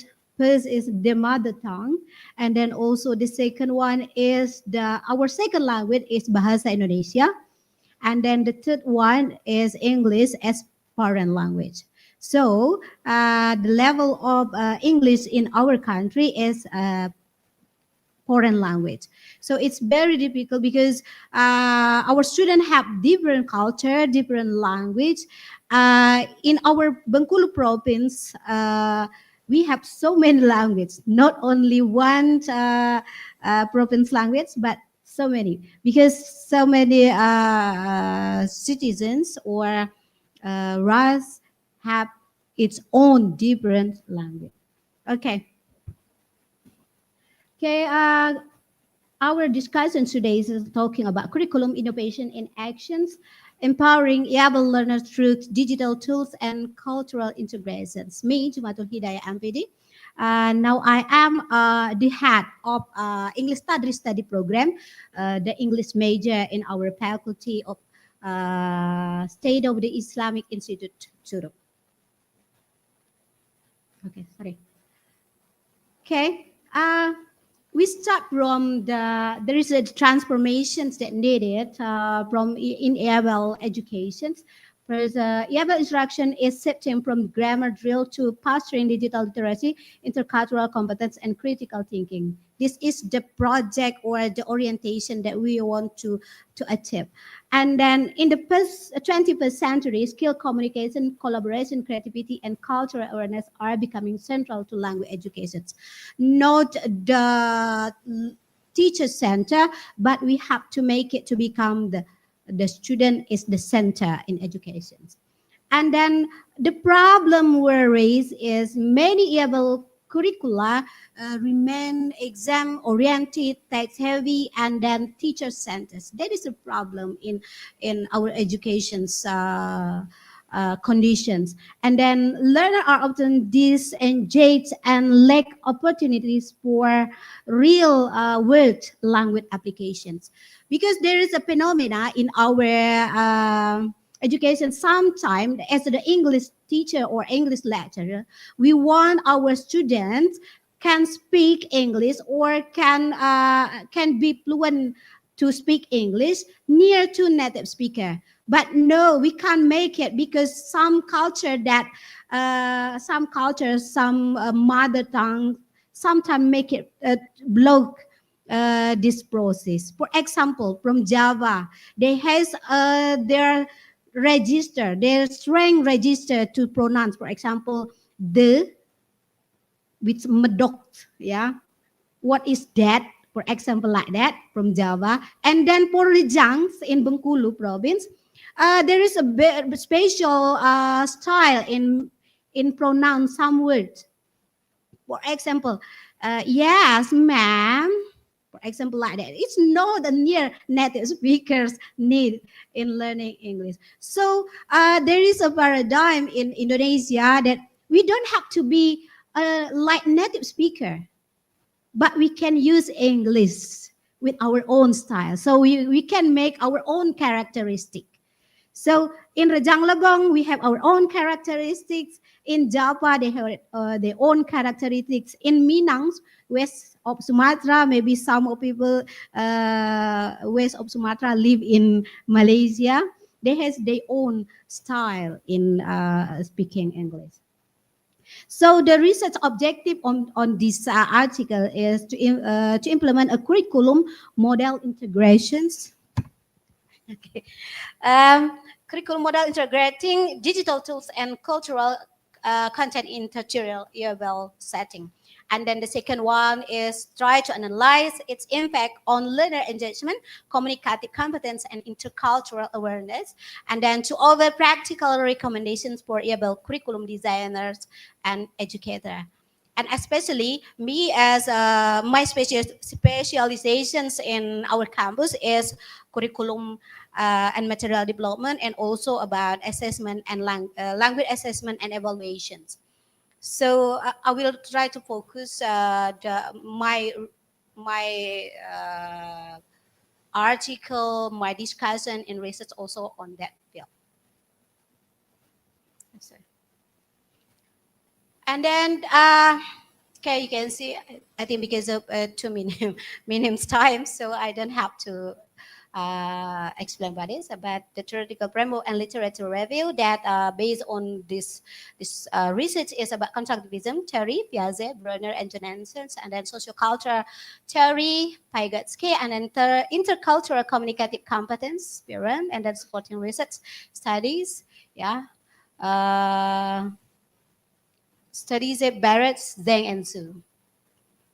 And then research designs and curriculum innovations method. Here we use the qualitative case study and then involve 28 third-year ABL student on Islamic University in Indonesia. Because as a head of English Studies program, we have a forum or community that involve all of the head of English Studies program in all Islamic University in Indonesia. And then curriculum innovations is project-based learning, PBL. This is the, we have implement the new curriculum today is Curriculum Merdeka. We call it Curriculum Merdeka, where there is a different, very concern with students or learner with their own differentiations and they have their own passion. So the curriculum try to bridge them to their own passions, or it means that Merdeka, it means they have a freedom to choose. And then digital tools, Google Doc, Flipgrid, Paddle, and then cultural integration, film, article, visual exchange, and reflections. Data collection, weekly classroom observations, weekly student reflection journal, and end of semester semi-structure interview with selected participants. So I have to involve some friends from some university and still in Islamic University Indonesia, and then ask them to ask their student to do so. And then the findings, there is an increase in engagement and motivation. Students found digital and cultural tasks meaningful and enjoyable, greater learner autonomy and ownership through technology, and then enhance communicative competence. It can enhancing the student communicative competence, especially for writing, speaking, and then confidence. And then also development of intercultural awareness. Students reflected critically on cultural similarities and differences. Virtual exchange foster empathy and openness to other worldview. Topics explored included social values, gender roles, and religious practice. And then development of intercultural awareness. Students reflected critically on cultural similarities and differences, and then virtual exchange foster empathy and openness to other worldviews. Topics explored included social values, gender roles, and religious practice. Pedagogical challenge here, and also, and then the conclusion is, there are 3 conclusions. Integrating digital tools and cultural content, enhance learner engagement, language proficiency, and global awareness. Constructivist and social cultural foundations support meaningful student-centered able instructions, and then curriculum innovation foster not just language user, but also critical thinkers and global citizens. And then some recommendation that we have got from the research is implement learner center. It's meant that not to focus with we are a teacher and I am a master about it, but we have to believe that our student can do it. So just let them to be the executor, not us, not only us as a teacher. And then embedded digital literacy into able instruction through authentic tasks. It means that we have to relate the material, the assessment, and the activity with their own real life. So, for example, try to bring what we call in Indonesia is kearifan lokal, local wisdom. So try to bring the materials, not only talking about Johnny is living, no, but what we call Budi pergi ke masjid mengaji, for example, like that. And then facilitate intercultural interaction via virtual exchange and global topic. This is the problem that our campus problem, because our place is too far from the airport.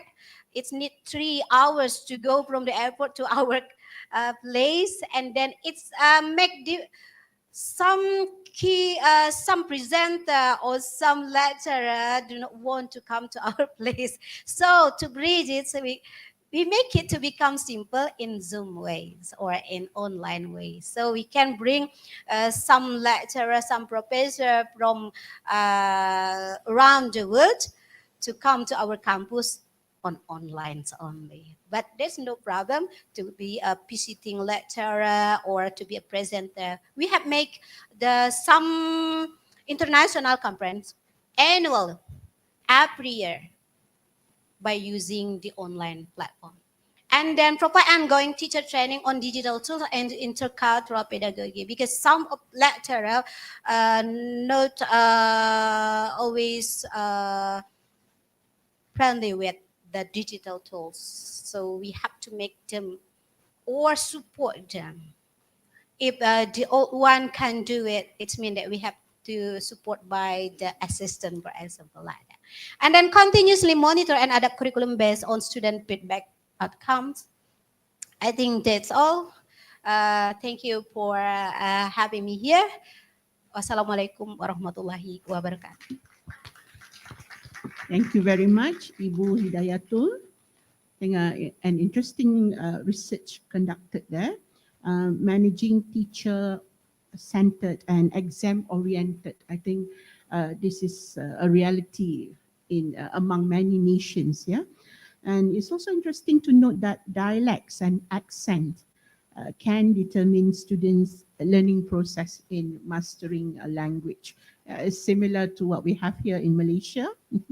But I think it's interesting to note that language is a platform for us to communicate. Not necessarily we have to be as good as native speakers, right? Do the best that we can, and the best will come back to us, right? And we have to, as teachers, we have to be innovative in our teaching and empower students to explore and excel, right? Okay. That brings us to the fourth panel presenter, and the title of the presentation is Development of a Reputable International Journal Articles Training Model based on a Process Genre Approach by Dr. Paidi Gusmulyana from Institute Agama Islam Negeri Curug, Indonesia. Please welcome Dr. Paidi. Dr. Paidi.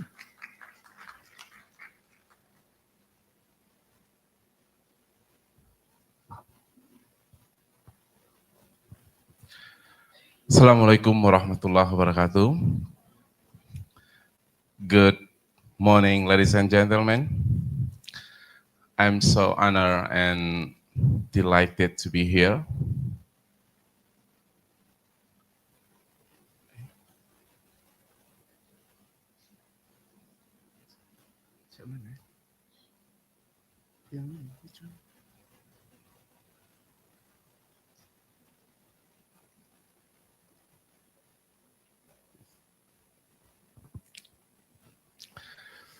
I am Paidi Gus Mulyana from Islamic Institute of Churu. This presentations explores problems and expectations of faculty members in English departments of the Islamic Institute in Indonesia.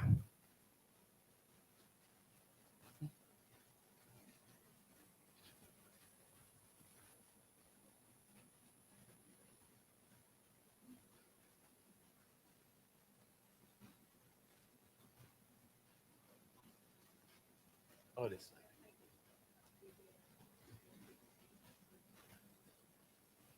Oh, yeah.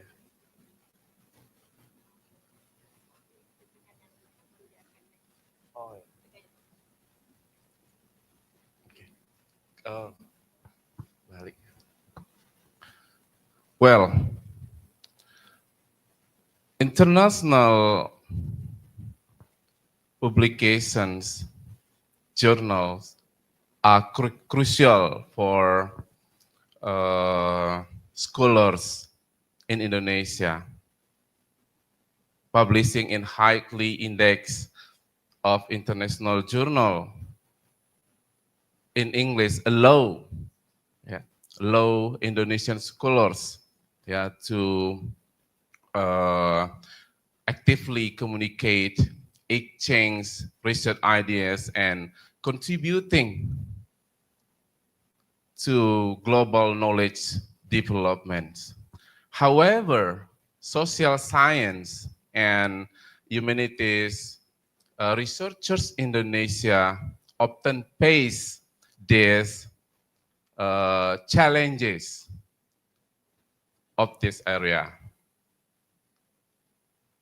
Governments of Indonesia support and motivate to provide research, doing research year by year and support all the materials for doing research, and also requires doctoral students to publish their research internationally for their graduatings. But the current status, publication rates in social science and humanities remain low. If it is compared to Malaysia, Singapore, and Thailand.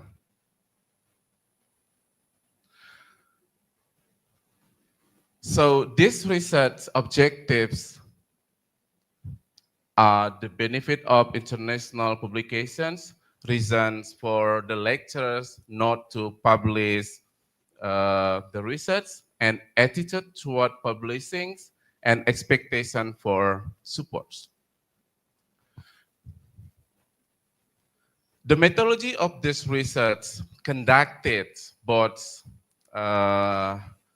qualitative and quantitative research that is used mixed methods. For questionnaires taken, there are 5 sections covering identity, benefit, reasons, attitude, and expectations. And for the qualitative analysis, open comment analyze for different insights and support qualitative data. For the quantitative questionnaires, has been tried out and analyzed the reliability with Kornba alpha of 1.86. It means that it high can be used. And the result of the hundreds, 100 respondent answers of these questionnaires, in terms of financial incentive, personal credibility, career promotion, and institution credibility. The great number of the result, the faculty members, the lecturers answered that they are strongly agree. Yeah, if publication can enhance their credibility. Yeah, for collaborations with another researchers and get invitation to follow. Yeah, follow like seminar or international conference. And also these results, yeah, the benefit of this publication, international publications, also used for institution credibility, for accreditations, and for the campus reputations. And this, the reasons, why the lecturers not publishing their article in international journal, the answer like financial and incentive gaps, resources limitations, insufficient references in faculty and also in university libraries, and also they have poor English skills ability and inadequate research quality. They do not know the format. They also do not know the right journal to submit for their article. And the last one is time constraints that lecturers with heavy workload for teaching, administrations, and community service. Three Dharma perguruan tinggi teaching, and also doing research and community service atau let's say pengabdian masyarakat in Indonesia. And the last one is attitude. Attitude for the lecturers toward international journal. From these results, the lecturers, 100 of the lecturers answered positive attitude. They high willingness to publish if the format and style are known, and also ready to work hard with proper assistance. Even though they have some lacks confidence due to of the rejections. And the lecturers also have expectations for publication success. They hope that institutions provide a lot of references, and library. But now the campus and also the lecturer are supported by EA, for their writing. For example, Quill Board, Grammarly, and etc. That really helpful for them to write article. And professional mentors, they also need that to have professional mentors or experienced researchers, how to know the component, the part of the research article in terms of abstract, introductions, methodology, discussions, until the references.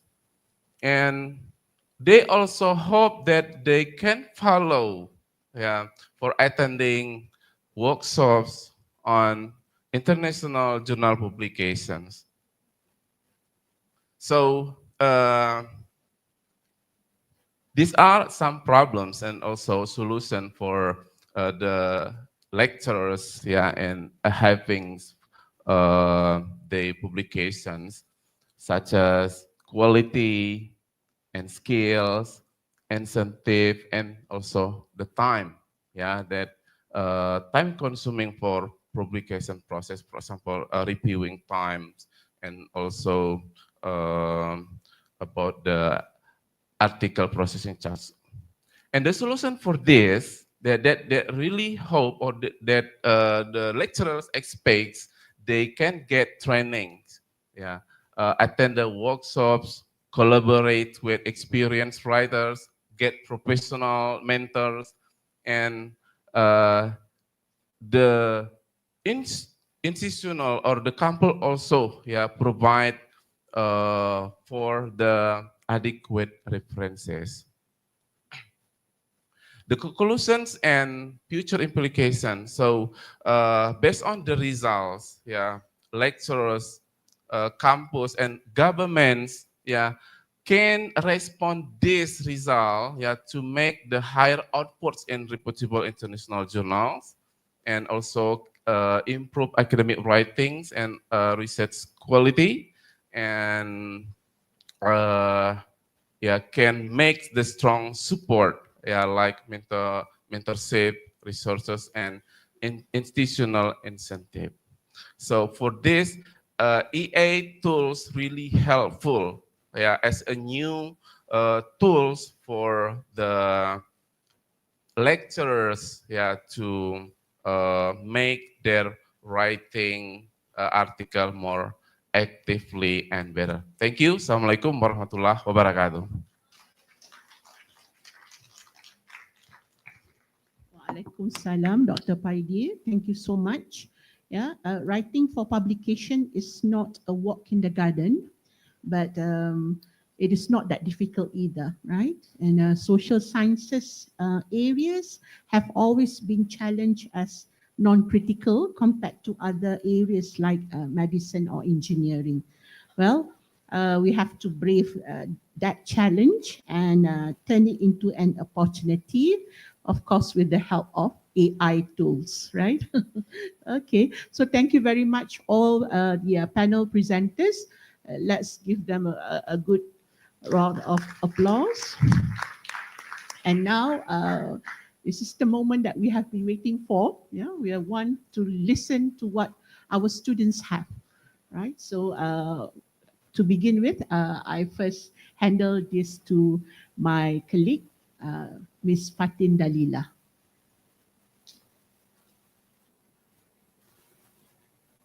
Thank you, Madam Norasma. For the third session on knowledge sharing and student demonstration, 13 presenters from UTM KL, IPG Ilmu Khas, and IAIN Churuk will be presenting their interesting topics. So each presenters will have approximately 7 minutes to share their topics. And just a note to our presenters, 1 minute before your presentation is over, we will ring the bell. Madam Nora, can you demonstrate how the bell is? Okay, like that. And as a reminder, okay? All right, so without further ado, let's welcome our first presenter, Ms. Nurina Alia, to the stage to present her topic on Malaysian buddies and Japanese students and intercultural experience.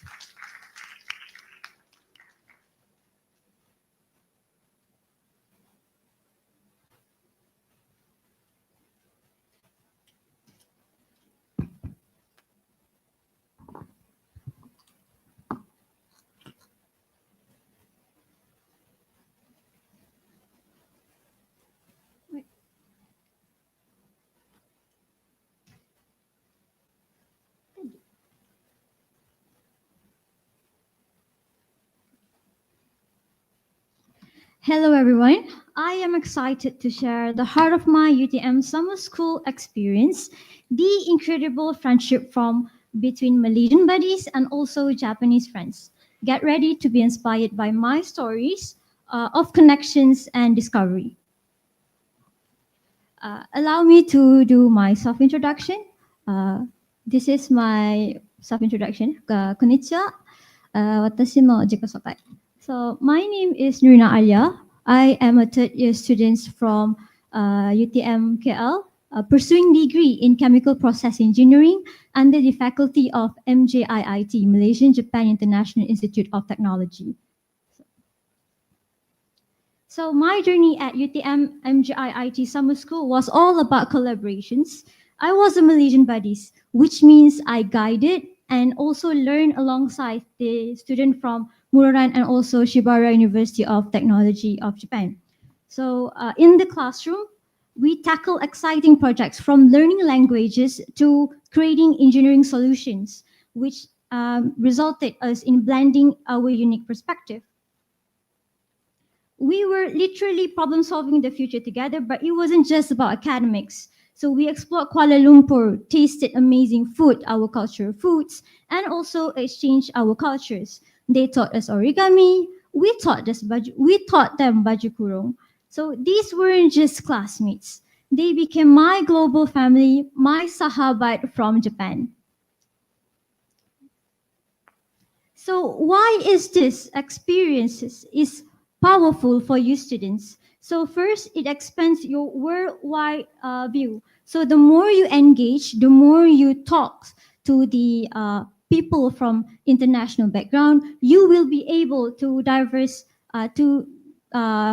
go into a diverse perspective. You will get to learn, you will get to adapt with the international settings. Second, you will get to huge boost your skills, which means you get to practice your English, you will get to enhance your English fluency, you get the teamwork in international settings, and also, like I said before, adaptability. Lastly is you get to build your own global network. Like I said, when you meet them, this weren't just a friendship of a few weeks. You'll get to have them as your family, your global friends. You will get to connect them every day, just like what I had. I get to video calls them every day. I get to chat with them, exchange pictures and everything. So I hope you are ready to create your own unforgettable intercultural experiences in UTMs. So UTM offer a range of summer school programs like the one that I joined. They are not only from Japan, but they are coming from different countries, probably from United States, Korea, and any other countries. So by joining this activity, you actually get a lot of benefits. Like myself, I actually do get a job offer in Japan. They already provided to me benefits. So this is one of the greatest opportunity for you to join. So I hope you get to apply the UTM summer school program in the UTM as the UTM International provide the full supports. So this is your chance to learn, grow, and create new friends from all around the world. We can't wait for you to become a part of our global family. I think that is all from me. Thank you. Arigatou gozaimashita. Mata aimashou. Thank you for the wonderful presentation, Ms. Nurina Alia. So now let's welcome our second presenter, Nur Akillah binti Syahrul Rizal, Qurratul Aini binti Abdul Rahman, Fatin Nur Atikah binti Aidi from IPG Ilmu Khas to present their topic on sign language for the dummies.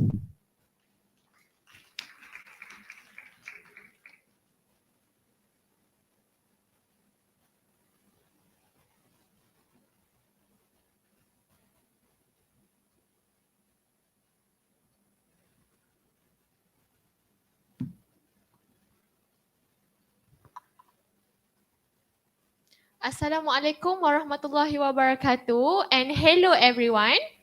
Okay, a very special good morning to everyone who are sitting here.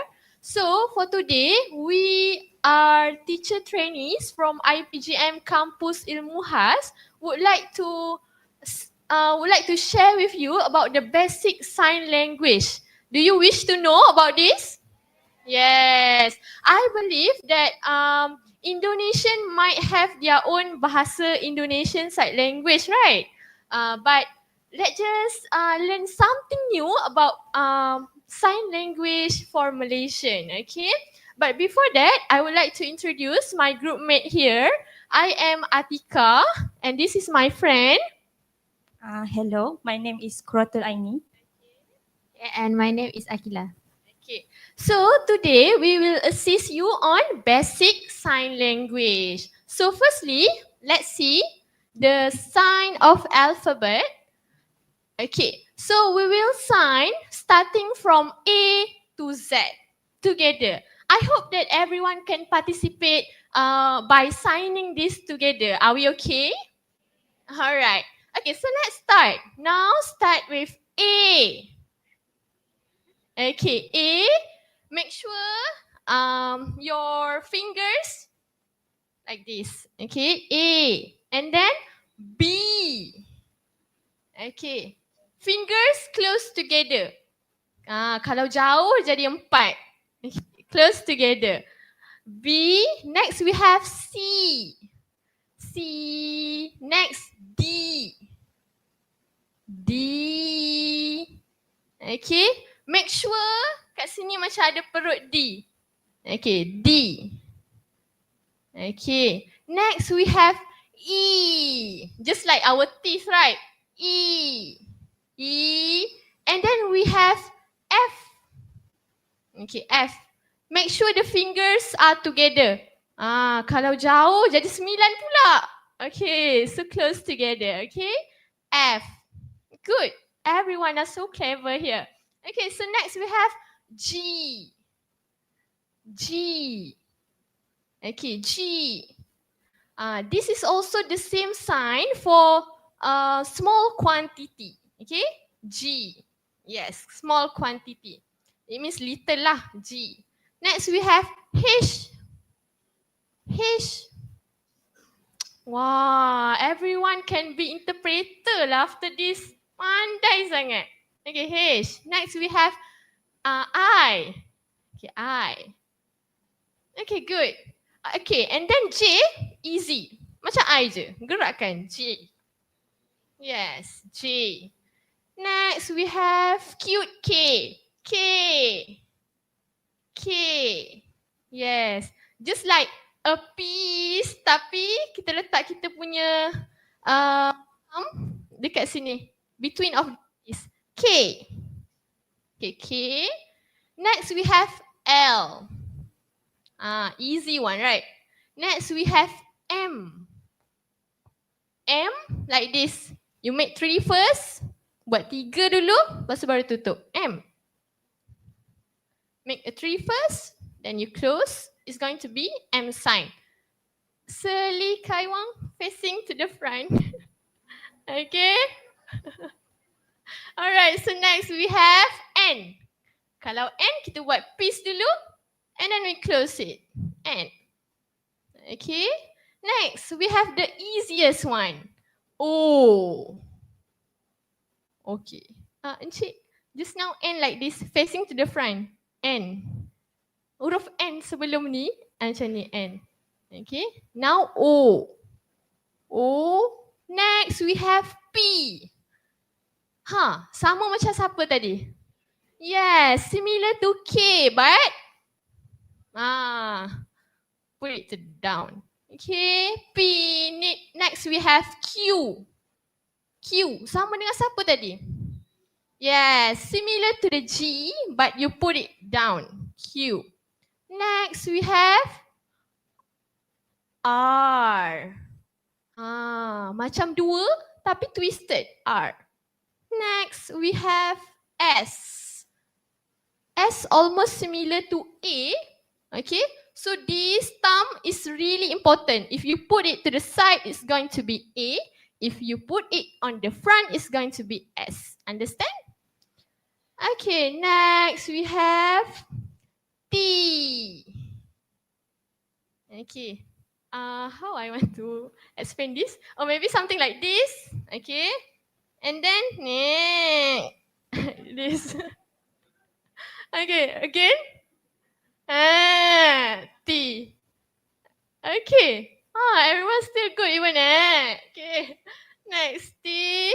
Next we have U. U. Make sure your palm face to the front. Face to the front. Here. I mean that when you open your arm. U. Madam. Yes. Yes. Okay. U. Okay. And when we put it far apart, it's going to be V. Good. Everyone good. And when we do it 3, it's going to be W. Easy, right? And we have X. X is kind of special like this. Finger number 1, but you make it into like a hook. X. Okay. Next we have Y. Okay, Y. And we have Z. Just draw the Z in the air. Okay, so everyone good? Good. So now let's do some quizzes together. Okay, all right. So maybe Akila can help me with the quiz. I'm sorry for interrupting, but it's already been 7 minutes. So, tak boleh kan? Okay. Yeah, we can continue with the quiz, but after that we have to move to the next presentation, okay? You can continue with the quiz. Berapa lama? I think we are about 20 minutes, Sorry right? about that. Okay, it's Okay, okay. you can continue. All right. Okay, so sorry everyone. So we have finger spelling. Finger spelling means in Malay adalah ejaan jari. Okay, so finger spelling is something like important if you want to say something but you doesn't know the sign. So it's good if you can spell to others. Okay, so this is some we call it as question about finger spelling. So anyone in this hall volunteer to help me to spell clock? Oh, okay. Can you come here? Okay. So let's see this beautiful madam finger spelling it correct or not? Okay. Ready? Clock. Wow. Okay. Alright. Thank you, madam. Okay, madam, boleh tak sekali lagi kita buat finger spelling sama-sama? Okay, 1, 2, 3. C O C K. Thank you so much, madam. Betul. Okay. Alright. So next we have break. Anyone here volunteer? Anyone here volunteer? Yes, come here. Okay, and all right. Okay. B R E A. Sini. A D. Betul. Okay, again kita finger spelling sama-sama. Okay, 1, 2, 3. B R E A D. Bread. Okay, thank you. Okay, dia punya sign adalah macam ni. Macam kita nak tumbuk orang tapi kita gosok-gosok macam tu. Bread. Roti. Okay, alright. So next, spell the words in the picture below. Maybe I need two volunteer only to come to the front and spell anything that you can see in the picture. But need to be quick. Anyone here? 1, 2. Calling for volunteer. 1, 2. Alah, dah 1, 2 banyak kali dah ni. 1, 2. Maybe I need to choose my special person here. Okay, so I choose. Can you? Okay, yes, come here. Okay, and another one, I would like to choose a handsome guy here. Maybe this. Yang tadi tu kan, Belen macam tu, masa ni. Okay, alright. So, madam, you wanna finger spelling on which one? Cake, okay. Cake,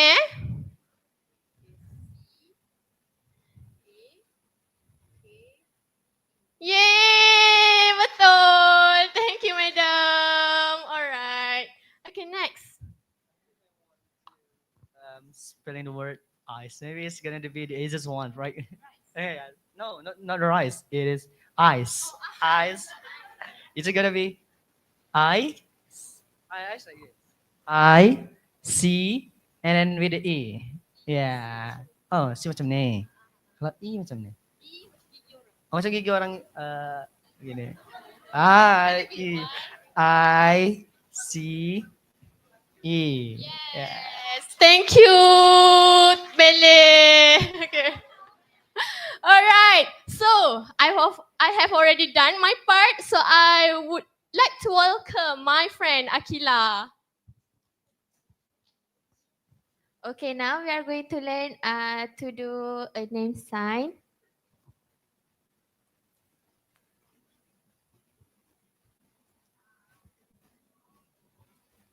Okay, firstly, you should introduce yourself with finger spelling first.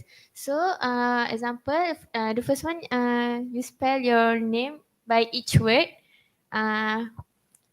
Contohnya Atikah kan? Okay, A, T, I, Q, A, H. And then, proceed with your name sign. Contohnya, macam tu, A, T. Dia buat macam tu. Dia punya name sign. Sebab apa? Sebab when we do sign language, kita tak keep repeat asyik nak eja nama je kan. Kan susah sebab nama panjang. So kita buat name sign sahaja. Contohnya A, T. Okay, seterusnya. Okay. How to do name sign? Okay, first sekali kita tengok gender. Kalau lelaki untuk male, kita tengok bahagian upper part of our face. Macam tu. Daripada hidung sampai ke atas untuk lelaki. Kalau untuk female, perempuan, start pada hidung sini, pipi ke bawah. Macam tu. Contohnya, macam Atikah kan perempuan kan? So buatlah A, T. Kalau lelaki, contohlah nama dia Haikal. Buatlah H, Haikal atas kepala. Macam tu. Okay, faham. Okay, next. Okay, yang kedua, selain daripada gender, kita boleh guna our special character. Contohnya, tengok Hagemaru ni. Kening dia tebal kan? So kita buatlah nama dia Hagemaru. Letak dekat kening dia. H. Hagemaru H. So letaklah nama sign dia dekat kening. Okay. Yang kedua, yang kedua ni macam mana kita nak buat name sign dia? Tinggi, okay. Contohlah nama dia Aiman. Macam mana nak buat sign? Siapa nak try? Boleh datang depan. Aiman, buat sign. Oh, dia. Boleh cuba.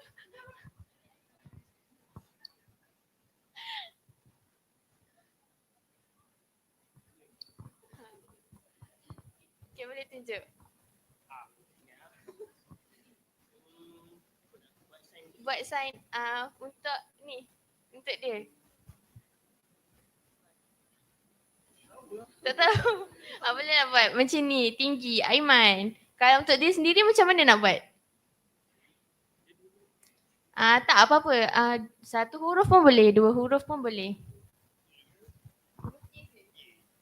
Macam mana nak buat? Okay. Ataupun contohlah, Aiman kan nak cakap diri kita ni handsome kan. Kalau handsome macam ni tau, handsome. Cantik. So kalau nak kata diri kita ni handsome, buatlah Aiman, handsome. Okay. Okay, terima kasih. Okay, itu saja. Saya berikan kepada rakan saya. Okay.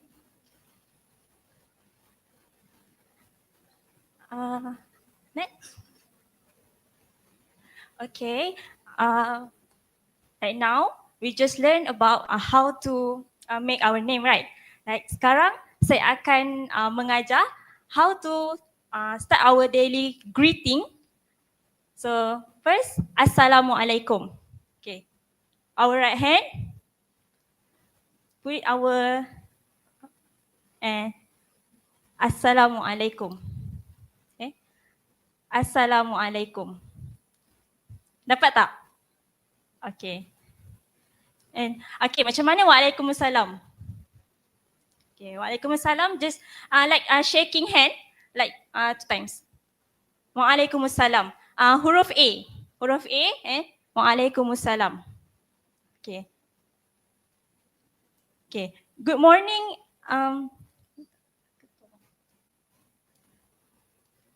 Minta tolong hati. Okay. Okay. To make good morning sign, our hand like this, put it together. It's good morning. Okay, morning. Put our left hand on the right hand. Put it like this and naikkan ke atas. Sebenarnya actually tangan kita yang kanan ni melambangkan matahari. Macam good morning kan, selamat pagi. Pagi matahari naik kan, it's like a rising sign. Selamat pagi.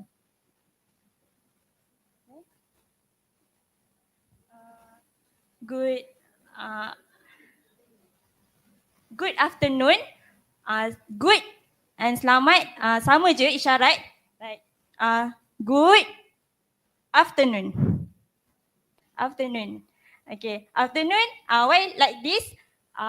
Sebab kalau waktu tengah hari, waktu siang kan matahari kan ada atas kepala kita kan. Jadi dia macam ni. Matahari tu tegak. Okay. Good afternoon. Okay. Selamat petang. Good evening. Evening.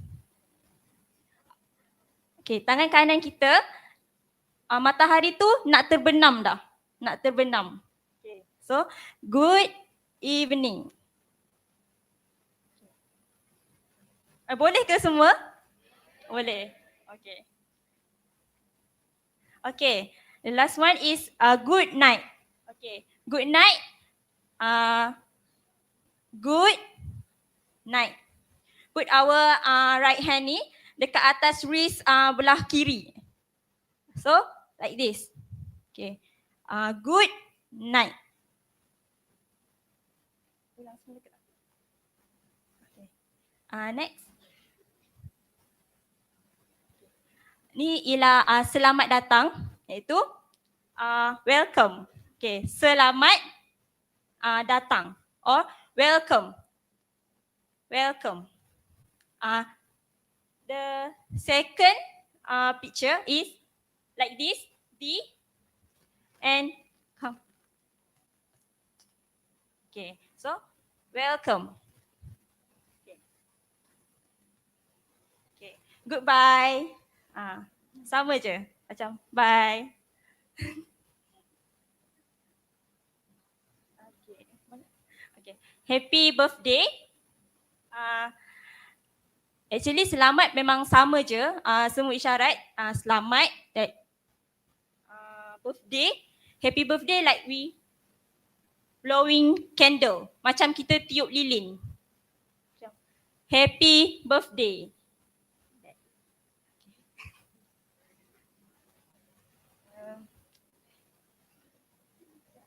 Thank you. Letakkan tangan kanan kita dekat dagu dan bawakan ke depan. Thank you. Thank you. Welcome. Sama-sama.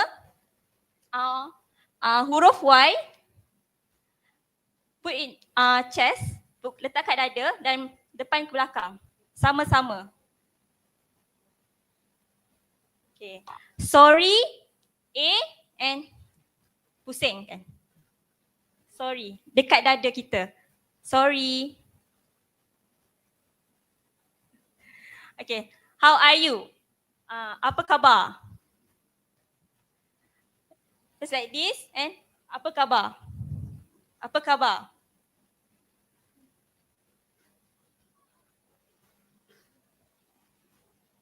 I'm fine. Tunjuk dua sign good je.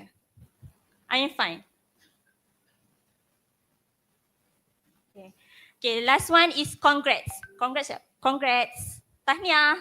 Tahniah. Okay. Semua boleh ingat ke banyak sangat tadi kan? Banyak kan? Jadi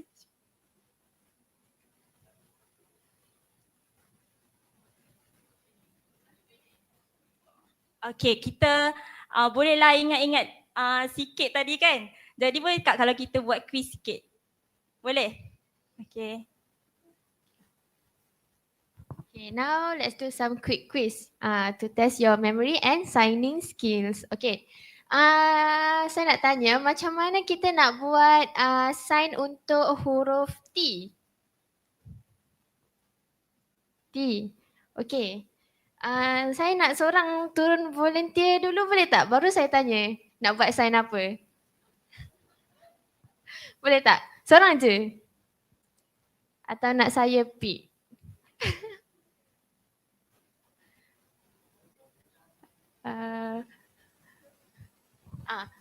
Boleh tak?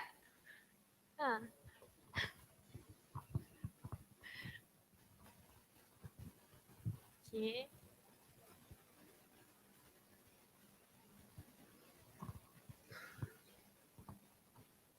Okay. Cuba buat sign selamat tengah hari. Good afternoon.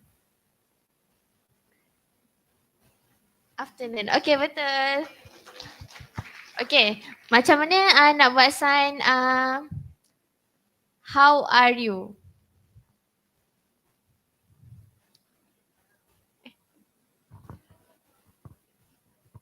Okay, macam ni.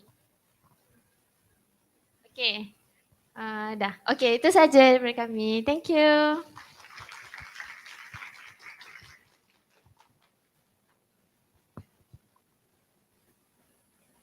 Thank you so much for the insightful presentation on sign language. Thank you. Macam ni kan tadi. Thank you. Sama-sama like this. I hope I remember that because there's a lot and it's a lot of new information.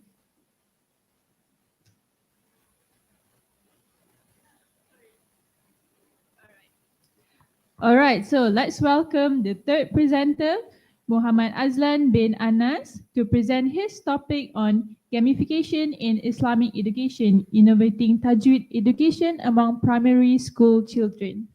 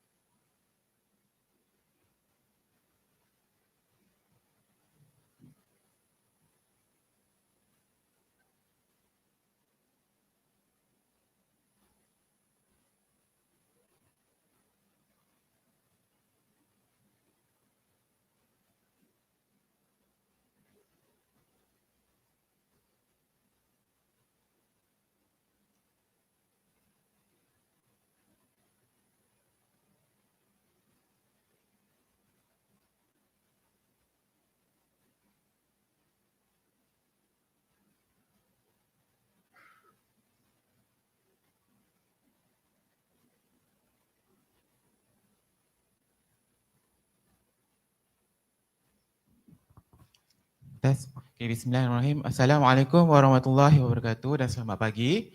Okay, hari ini saya nak berkongsi sedikit berkenaan dengan satu metod atau kaedah aktiviti quiz yang kita jalankan dalam bilik darjah.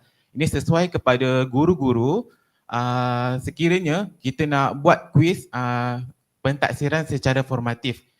Kiranya contohnya waktu tu masa tak cukup nak masuk amal komputer, so paper mood quiz ni adalah satu platform yang sesuai untuk kita gunakan dalam kelas untuk murid sekolah rendah pun boleh dan juga sekolah menengah. Okay. Okay, untuk paper mood quiz, guru akan bekalkan QR. Okay, masing-masing ada dibekalkan QR. Okay, murid akan pegang QR. Setiap sisi QR tu mewakili jawapan. Ini adalah untuk menarik minat. Contohnya kalau macam dalam kelas, murid-murid tak boleh nak bawa telefon, betul? Okay, kita gunakan paper mode ataupun quiz itu. sebagai jalan yang inilah untuk boleh.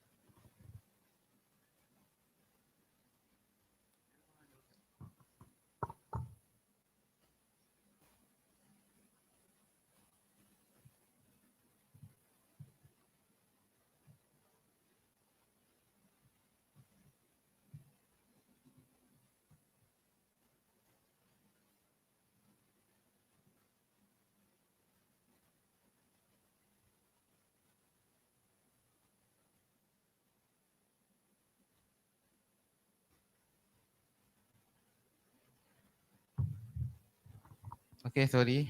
Minta maaf. Okey. Ini soalan pertama dah akan keluar. Okey. Murid akan baca dan juga buat pilihan berdasarkan paper mock quiz. Kalau tengok dekat paper mock quiz tu, dia ada setiap sisi tu ada A, B, C. Okey, boleh? Kalau nak jawab A, okey, pusingkan A menegak. Kalau nak jawab B, pusingkan. Pinjam kejap. Okey, setiap sisi ni ada. So contoh nak jawab A, kalau B pusingkan B, kalau C pusingkan C. So guru akan scan setiap QR yang diberikan. Faham? Okey. Okey, soalan pertama. Okey, boleh? Okey, saya scan dulu. Okey. Scan boleh guna tablet, iPad, apa masing-masing. Okey, boleh angkat QR masing-masing. Okey, guru akan scan. Okay, dia akan keluar dekat situ. Setiap yang kertas kita pegang tu mewakili nama murid masing-masing. Okey, kat situ ada nombor. So, ini contoh sahaja. Ini saya gunakan, lakukan dalam kelas. Okey, boleh eh? Okey, saya terus eh. Okey, semua dah angkat? Okey, belum? Okey, so guru akan submit. So dia akan keluarkan dia punya result. Okey, soalan seterusnya sama juga. Okey, boleh angkat QR.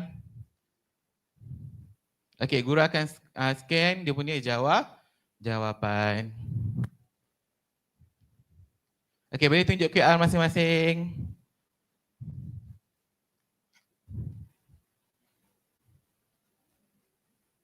Okey. Ya?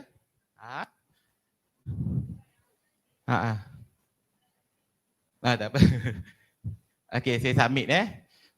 Okey, so jawapan dia okey, seterusnya. Adakah perkataan ini mengandungi mad asli? Yes or no? Okey, boleh saya scan dulu.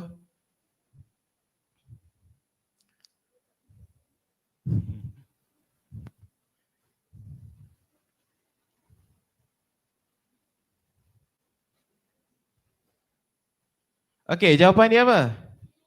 Okey, yes. So, dia akan paparkan jawapan dan juga result murid. Okey, soalan terakhir. Antara berikut yang manakah contoh bagi mad asli?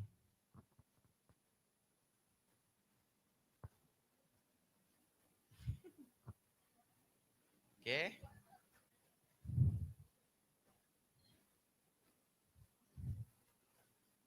Okay, boleh angkat QR masing-masing.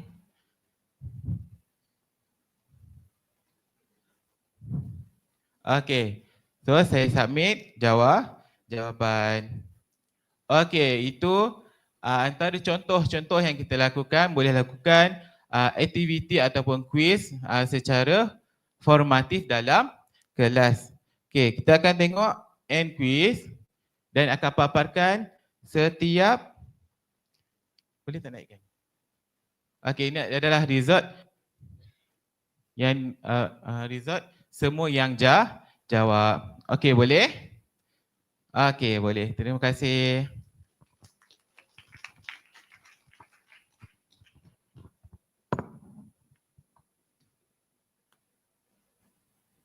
Thank you, Muhammad Azlan, for the brilliant presentation.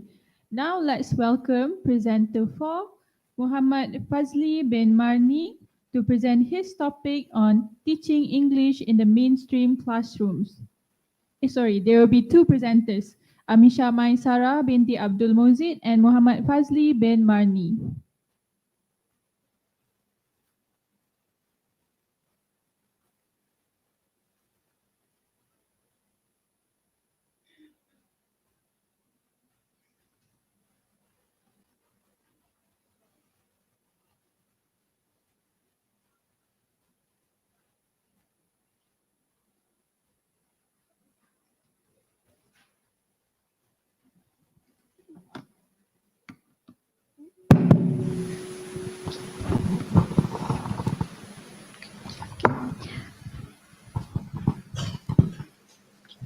Good morning, everyone. My name is Amisha Maisara, and this is Fazli. Okay. We are first year ESL teacher trainee from IPGM El Muhas campus. And today we are going to dive into the topic of approaches in teaching English in mainstream classrooms.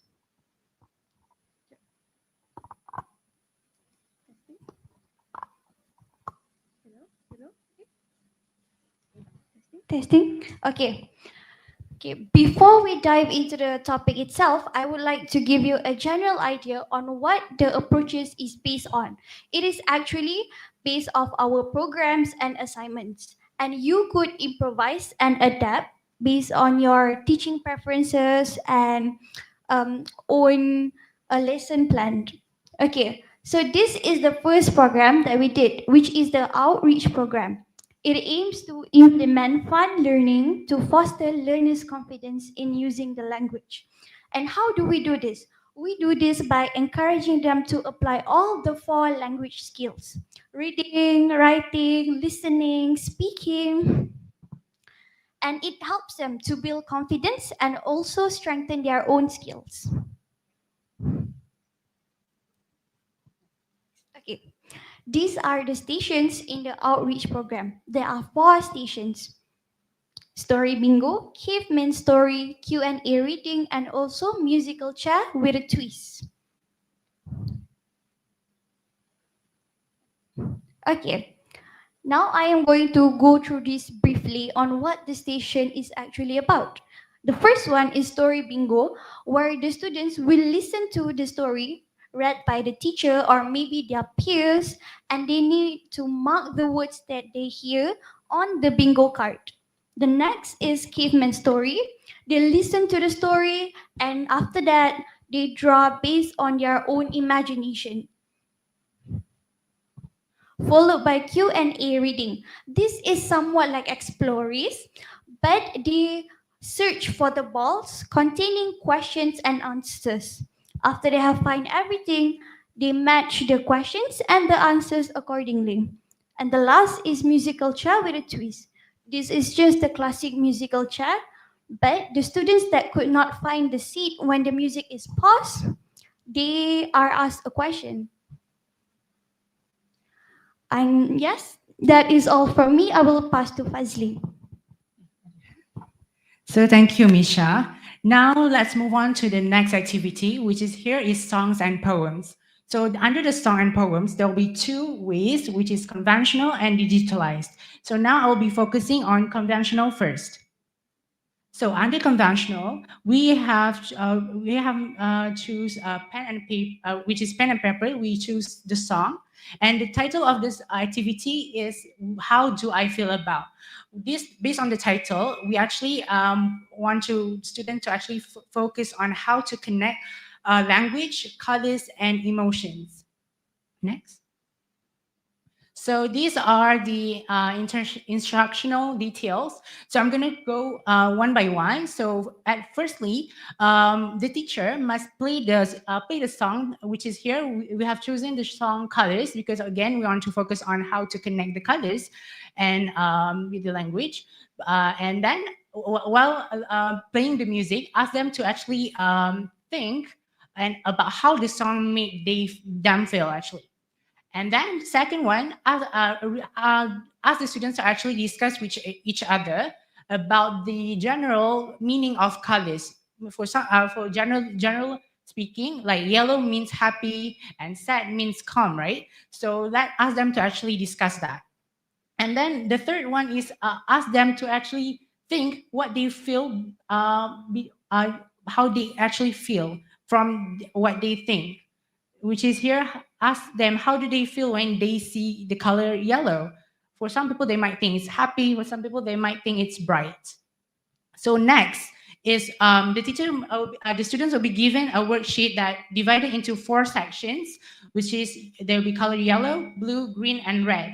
And students must match the colors of these sections based on the colors with the people that they associate with. So basically here, it will be given a sentence like blue makes me feel, and then a blank when again. So like, for example, I will give like blue makes me feel sad when I'm with my friend, like that. So next, when they already put the match, when they already match which the colors with the sentences, they have to make a song, a short 4-line song, and they have to sing it with the tune of Twinkle Twinkle Little Star. So next, I will show you the template that we use for our students. So here the template. I'm just gonna go through. Just next. Yeah, next, and yes. So that's all for the song section. So again, I want to emphasize this section focus on to actually make the students to be focused on to connect the colors and also emotion. And now moving on, Misha. Okay.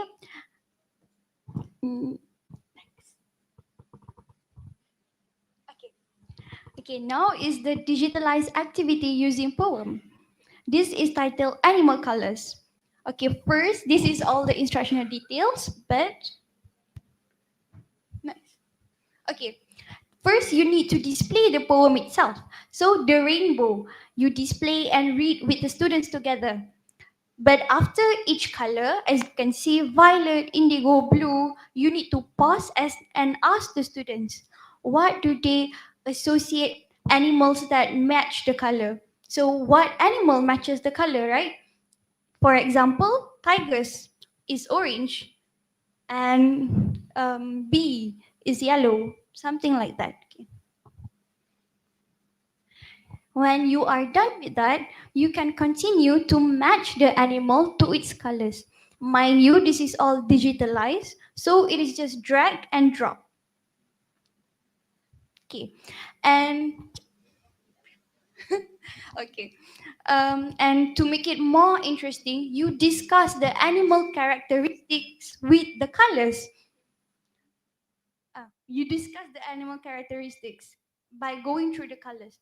So starting from red, okay, so ladybug has black polka dots, and orange tiger, it has 4 feet, it has a tail.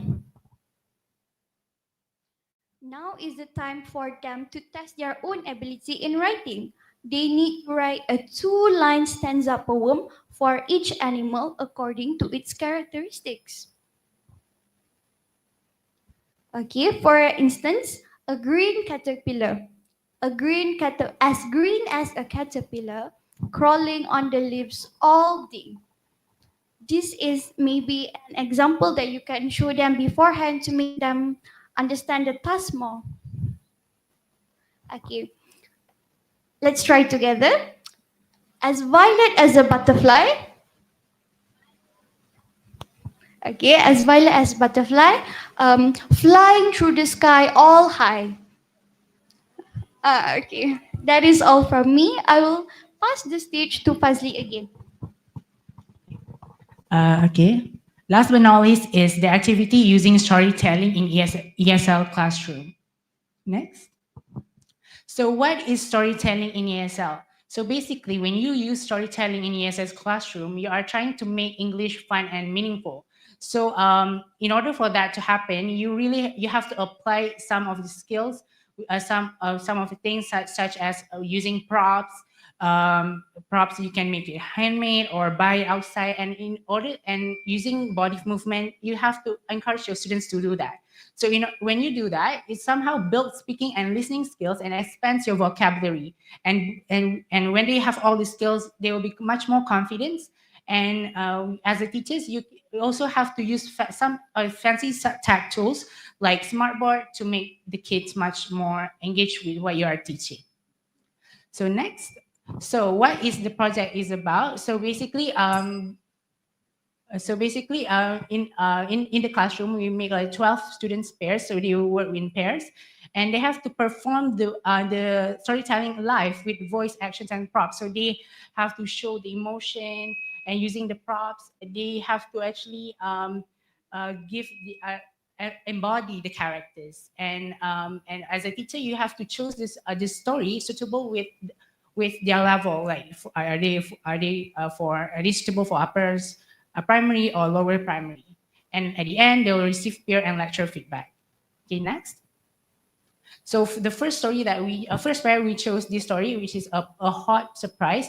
And why we chose this story? Because it's age appropriate for the lower primary, and it's a funny plot. So these two keys is important so that they can actually comprehend the story. The students can actually comprehend the story when their friends, their peers are trying to actually act. And also here, each students have their roles, which is here narrator and old lady. So as a teacher, you have to actually tell them to actually do live acting with emotion, and also use all the props that they have. And then what we use here, we are using puppets. And yeah, that's all. Next. And we are from this, we actually receive constructive feedback from our lecturer. Sorry for interrupting, but we have reached our time limit. Okay, done. Okay. So we to conclude for this last activity, our lecturer do remind us to actually when we are trying to do a visual message, make sure it's clear, and so that they will not misinterpret what we are trying to tell about. So I think that's all from us. So thank you for listening. I hope it's very helpful. Thank you. Thank you so much for the insightful presentation. Now let's welcome our fifth presenter, Nur Izzah binti Jamaluddin, to present her topic on inclusive education and teaching of English.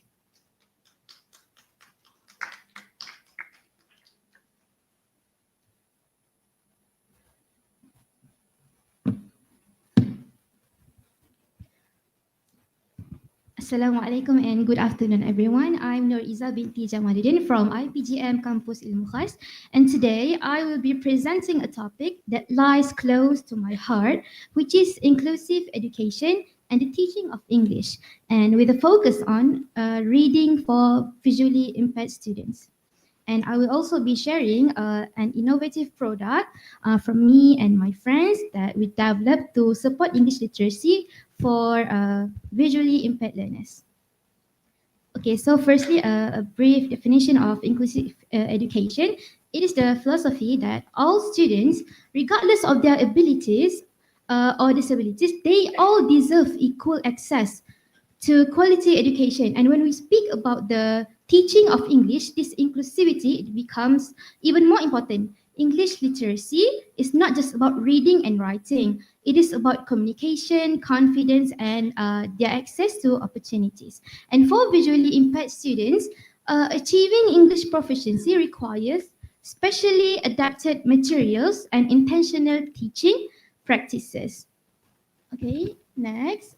These are some of the challenges. Okay, inclusion comes with its own challenges. Teachers, we also face some difficulties to adapt the mainstream materials for the visually impaired learners, because the students, they can't see whether they are whether they are completely blind or low vision students. Some of them, it is very hard to read, and most of them they just depend on listening. And on top of that, the poor classroom conditions, limited resources, and the studies also show that many teachers are not trained enough in using assistive technologies. Okay, next. Next. Okay, then here I am presenting one of our books. Okay, so this is the physical book. To help overcome these challenges that I told you just now, we created a multi-format reading product, which is a combination of a printed tactile book and a digital audio supported version. Okay, so let us walk through the features. So firstly, as you can see, this is the physical book. So if you want to see up more close, you can come out later and we will show you the books that we have. This is the physical book. So firstly, if you want, you can just scan it. It's just a short video on like how these physical books are, because these books we have braille for the completely blind students to read.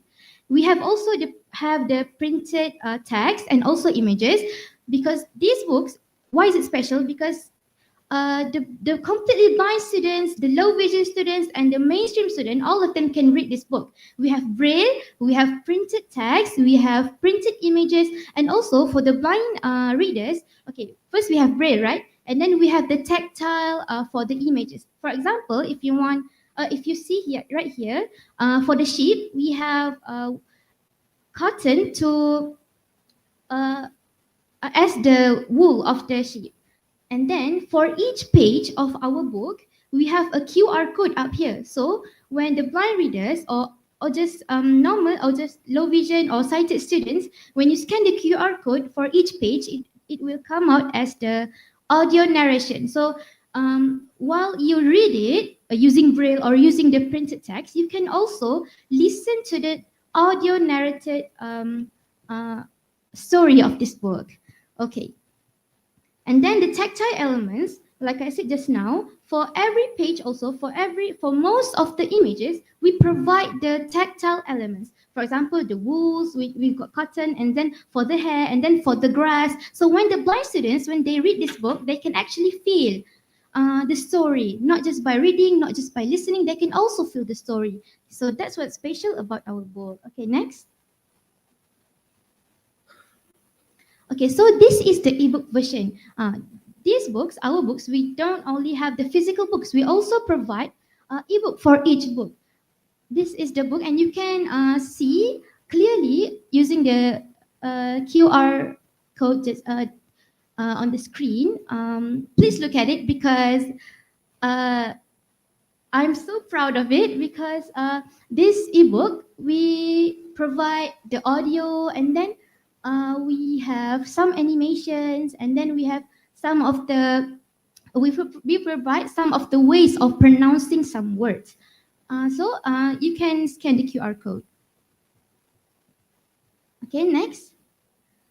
And lastly, how is this book supporting English learning? Okay, firstly, it promotes equal access for visually impaired learners, because they can experience the joy of reading. Like I said just now, they don't just read, they don't just listen, but they can feel. Also, we've got the ebooks. And then secondly, this ebook and the physical book, they help build confidence and motivation. Why? Because when they feel included and supported, they are more willing to engage, they are more willing to read. And then thirdly, it supports language development in all four skills. Okay, firstly, listening and reading, of course, because through books, you can read, you can listen by the audio and the ebooks, and then writing and speaking will follow up through all the activities. And then finally, our physical book and ebook, they encourage 21st century skills like digital literacy, independence, and adaptability, which is the blind students, the completely blind students, low vision students, the sighted students, all of them can use this book, can use the ebook without any help from the teachers. They can just read it by themselves, listen by themselves, and enjoy reading. Okay, next. Okay, that's all from me. Thank you.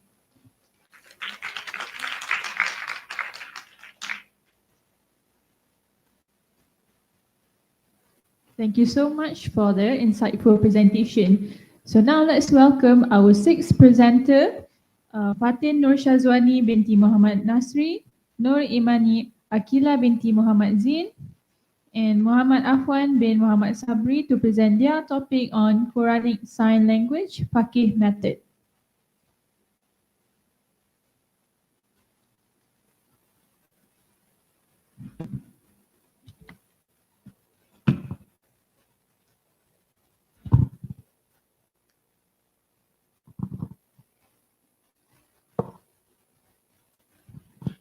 Okay, bismillahirrahmanirrahim. Assalamualaikum warahmatullahi wabarakatuh dan salam sejahtera. Baiklah, untuk perbincangan kami akan buat perbincangan tentang isyarat Al-Quran, kod tangan Al-Quran, iaitu isyarah dalam kaedah faqih, dan satu lagi adalah isyarat Al-Quran. Okey, sebelum saya teruskan lagi dengan perbincangan ini, pertamanya saya minta izin untuk saya gunakan bahasa Melayu untuk saya buat perbincangan, because it will be difficult for me to explain isyarat dalam bahasa Inggeris. Okay, first thing first, terdapat dua actually untuk kod tangan bahasa isyarat Quran ni. Yang pertama kita panggil kaedah faqih. Kaedah faqih ni adalah satu-satunya yang first kaedah digunakan di Malaysia untuk mengajar Al-Quran bagi mengajar Al-Quran bagi orang kurang upaya pendengaran lah. Okey, sebelum kita teruskan lagi, kita tengok kenapa pentingnya untuk kita mengajar Al-Quran ni kepada student yang mempunyai masalah pendengaran. Itu OKU pendengaran lah. Okey, yang pertama kita ambil daripada ayat Al-Quran, iaitu wahai manusia, sungguh telah datang kepadamu pelajaran Al-Quran dari Tuhanmu sebagai penyembuh bagi penyakit yang ada dalam dada dan petunjuk serta rahmat bagi orang yang beriman. Okey, yang pertama kita boleh tengok bahawasanya Al-Quran ni dia sebagai syifa, iaitu penyembuh. Yang kedua adalah Al-Quran ni dia sebagai petunjuk untuk kita sebagai orang Islam. Yang ketiga adalah Al-Quran mampu memberi ketenangan kepada diri kita. Iaitu kalau kita ambil dalam ayat suci Al-Quran, ala bizikrillah itatma'innul qulub. Bahawasanya ingatlah hanya dengan mengingati Allah hati kita akan menjadi tenteram. Macam mana kita nak ingat Allah? Antaranya adalah kita baca Al-Quran. Okey, kita teruskan next. Okey, kita belajar dulu untuk kaedah faqih. Untuk kaedah faqih, dia kaedah yang awal yang saya cakap tu. Untuk kaedah ni, dia akan menggunakan bahasa isyarat Malaysia yang kod tangan tu. Tadi kita dah belajar macam mana buat kod tangan A. Okay, ni kod tangan A untuk kod tangan bahasa isyarat Malaysia. Jadi untuk kita bentukkan huruf alif, kita perlu buat huruf A, lepas tu kita tarik ke bawah alif. Sebab dalam bahasa Melayu ataupun Rumi, kita nak eja alif adalah A-L-I-F. Jadi kita ambil huruf hadapan dia dan membentukkan huruf alif. Contoh, alif. Alif. Ok, Okey, seterusnya huruf ba. Siapa tahu huruf depan kita nak bentukkan dengan huruf apa? Okey, betul. Kita akan guna huruf B. Kita buat huruf B dulu. Lepas tu kita bentukkan huruf ba. Ba. Ba. Okey. Untuk huruf sa pun sama ataupun ta, kita akan bentukkan huruf T. Bentukkan huruf T. So bentukkan huruf T dan kita bentukkan ta. Dan untuk kaedah fakih ni, sama macam kita baca Al-Quran, kita ada baris. Ada atas, ada depan, ada bawah. Jadi, kalau kita nak buat untuk baris, kita perlu buat contoh alif, baris atas, alif. Kita kena buat macam ni. Lepas tu, kalau baris bawah, kita bawa ke bawah. Kalau pada depan. Jadi setiap kali untuk orang kurang upaya pendengaran ni, untuk dia baca Al-Quran menggunakan kaedah fakih, dia perlu guna bentukkan tadi, alif, kalau baris atas, atas. Betul? Seterusnya, ba, baris bawah, dia kena buat baris bawah dan sampailah habis ayat tersebut. Jadi untuk kaedah ni, dia sesuai digunakan sebab dia sama macam kita sendiri yang orang tak ada kurang dari segi pendengaran, kita boleh bertutur, kita boleh baca, kita baca ikut ada baris panjang pendek tu kan. Jadi dia sebenarnya sesuai sebab dia kita belajar sama macam kita. Tapi dia agak lambat sebab kita perlu buat sign tu satu-satu, lepas tu kita nak buat lagi baris. Jadi kalau kita nak buat baris ni dia macam lambat sikit. Jadi untuk yang latest, dia memperkenalkan bahasa isyarat kod untuk Al-Quran sendiri. Jadi dia ada kod sendiri dan tak perlu nak gerakkan dah. Dia Al-Quran ada kod sendiri. Kalau tadi kita ambil daripada kod tangan bahasa isyarat Malaysia, kita buat alif dulu, B, lepas tu T kan untuk tu. Jadi untuk yang next, itu bahasa isyarat Al-Quran, kita akan gunakan kod yang tersendiri. Jadi yang ni dia lebih mudah dan lebih konvensional untuk murid ni gunalah. Lagi satu, apabila kita buat yang kod isyarat biasa ni, yang latest punya, kita dah tak perlu untuk buat baris.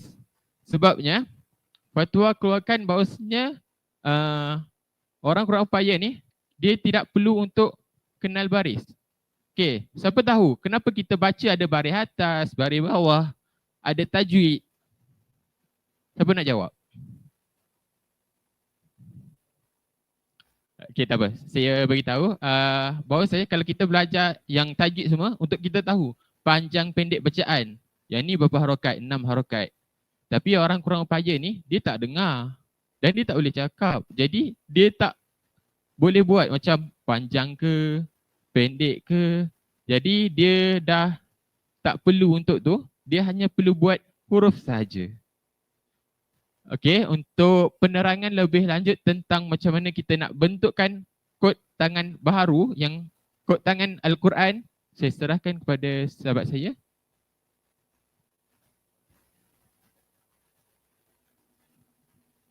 Okey, baiklah. Seperti yang kita tengok kat depan ni dan ada juga yang dapat bookmark tu kan. Itu adalah bahasa isyarat untuk kod saja. Okey, jadi sama-sama kita buat boleh? Okey. Huruf alif, huruf A tadi kan macam ni kan? Tapi kita tegakkan dia macam ni. Ini alif. Macam yang Afwan ceritakan tadi, kalau huruf alif yang kaedah fakir tu dia kena gerakkan. Tapi yang ni kita letakkan macam ni je. Alif. Okey? Boleh? Okey. Seterusnya kita tengok huruf ba. Huruf ba kita buat nombor 1 macam ni. Ba. Okey? Okey, huruf ta kita buat nombor 2 tapi terrapatkan. Macam ni. Okey. Okey, saya nak tanya, kenapa huruf ba 1, huruf ta kita naikkan jadi 2? Titik. Okey, pandai. Okey, huruf ta. Okey, kalau ta marbutah kita bengkokkan yang 2 tadi. Okey. Boleh? Okey, seterusnya huruf tha. Tha berapa? 3. Okey, dapatkan. Tha. Okey. Seterusnya huruf jim. Huruf jim kita buat macam ni. Macam kepala jim kan? Dan ibu jari ni kita letakkan kat sini tanda titik jim tu dekat tengah tu. Boleh? Cuba angkat sikit saya nak tengok semua buat huruf jim. Okey. Saya nampak semua boleh buat. Okey. Huruf ha sama juga tapi ibu jari ni kita selaraskan dengan yang dia tunjuk ni. Kita sorokkan lah sebab dia tak ada titik huruf ha. Okey? Boleh? Jim, ha. Okey, kho kita naikkan ibu jari. Tanda titik dia dekat atas. Okey. Boleh semua? Okey. Okey, huruf kho dal. Dal bentukkan macam huruf dal. Macam ni. Okey. Macam ni. Okey. Okey. Dal, zal. Zal ni kita naikkan macam ni. Apa ni? Macam tadi kan ro tu kan? Twist. Tapi kita bentukkan macam dal. Tanda dia ada titik. Macam tu. Zal. Okey, seterusnya ro. Ro kita bengkokkan satu ni ke kanan macam ni. Bentukkan huruf jadi huruf ro. Okey, boleh? Ke ada yang dah tangan dia dah tergeliat-geliat dah ni? Okey. Huruf ro. Okey. Ro. Zal. Twist. Macam huruf ro tadi. Tanda dia ada titik juga. Okey. Boleh? Okey. Sin. Sin. Macam apa ni? Sorry to interrupt you, but your time is already out. Is it okay to conclude? Two. Okay. Just give 2 minutes to conclude your presentation. Proceed.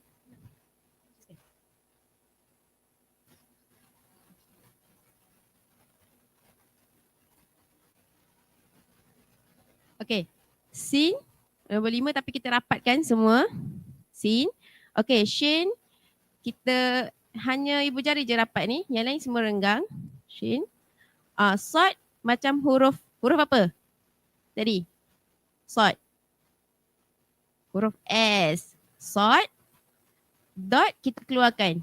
Ibu jari dia. Tanda dia ada titik. Macam tu. Dot. Okay. Seterusnya huruf to. To kita bentukkan macam huruf to. Boleh? Okay. Okay. Boleh. To. Zo. Kita naikkan ibu jari dia ni ke tengah ni. Tanda dia ada titik juga. Okay. Boleh? Okay, seterusnya Wani.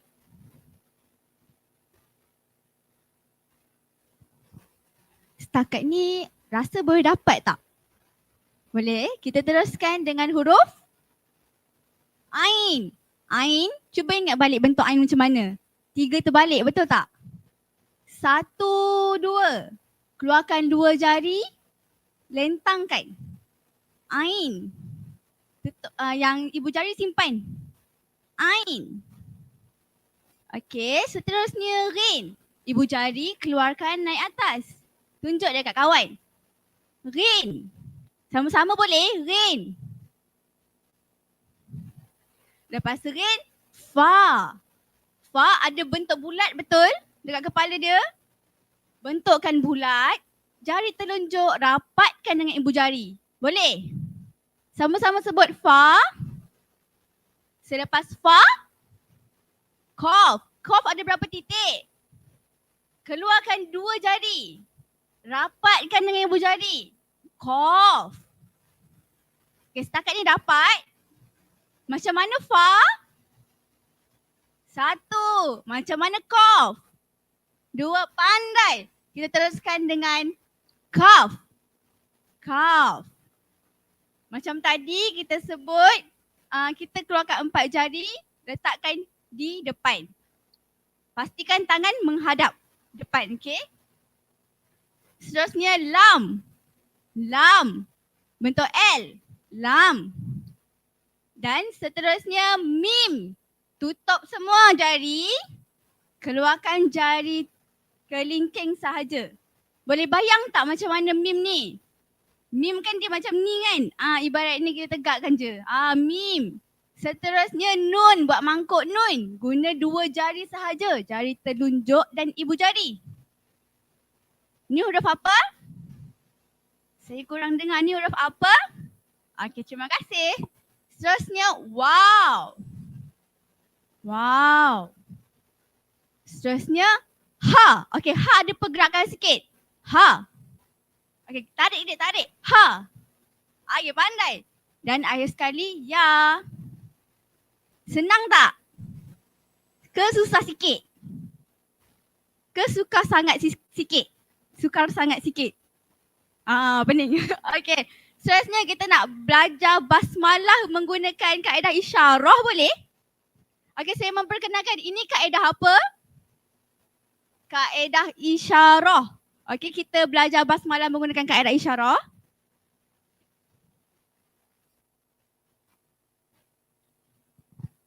Basmalah untuk kita akan mengeja kalau membaca Al-Quran. Jadi boleh kita eja sama-sama sambil isyaratkan. Kita akan baca satu perkataan, okey? Basmalah ialah Bismillahirrahmanirrahim. Ba. Sama-sama sebut ba. Sin. Mim. Bismi. Okey, boleh? Sama-sama sekali lagi boleh? Ba. Sin. Mim. Bismi.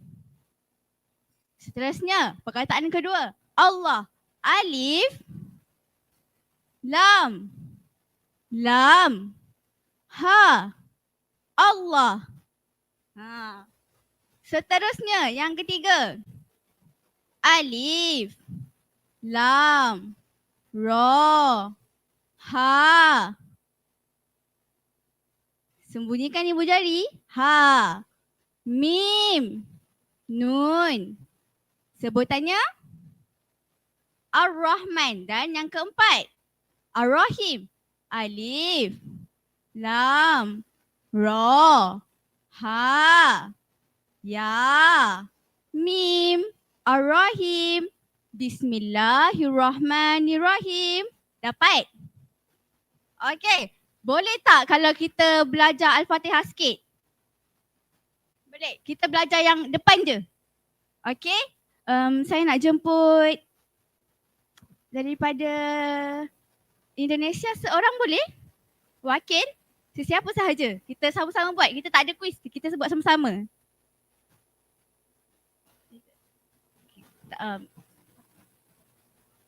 Maaf atas kekangan masa kami terpaksa berhenti di sini. Jadi kalau teringin nak belajar lebih boleh kontak dengan IPG kami. Sekian, terima kasih.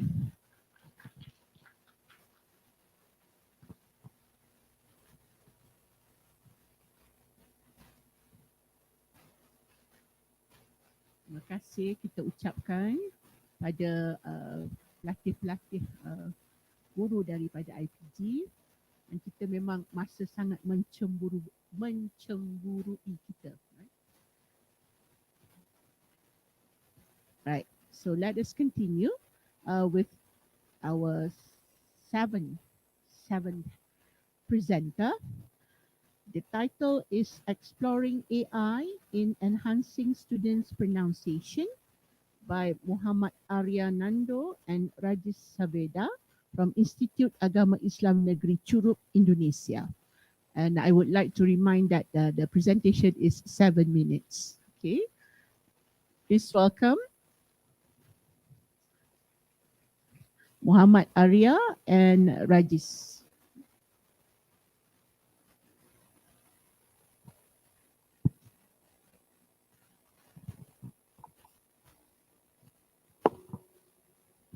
Okay.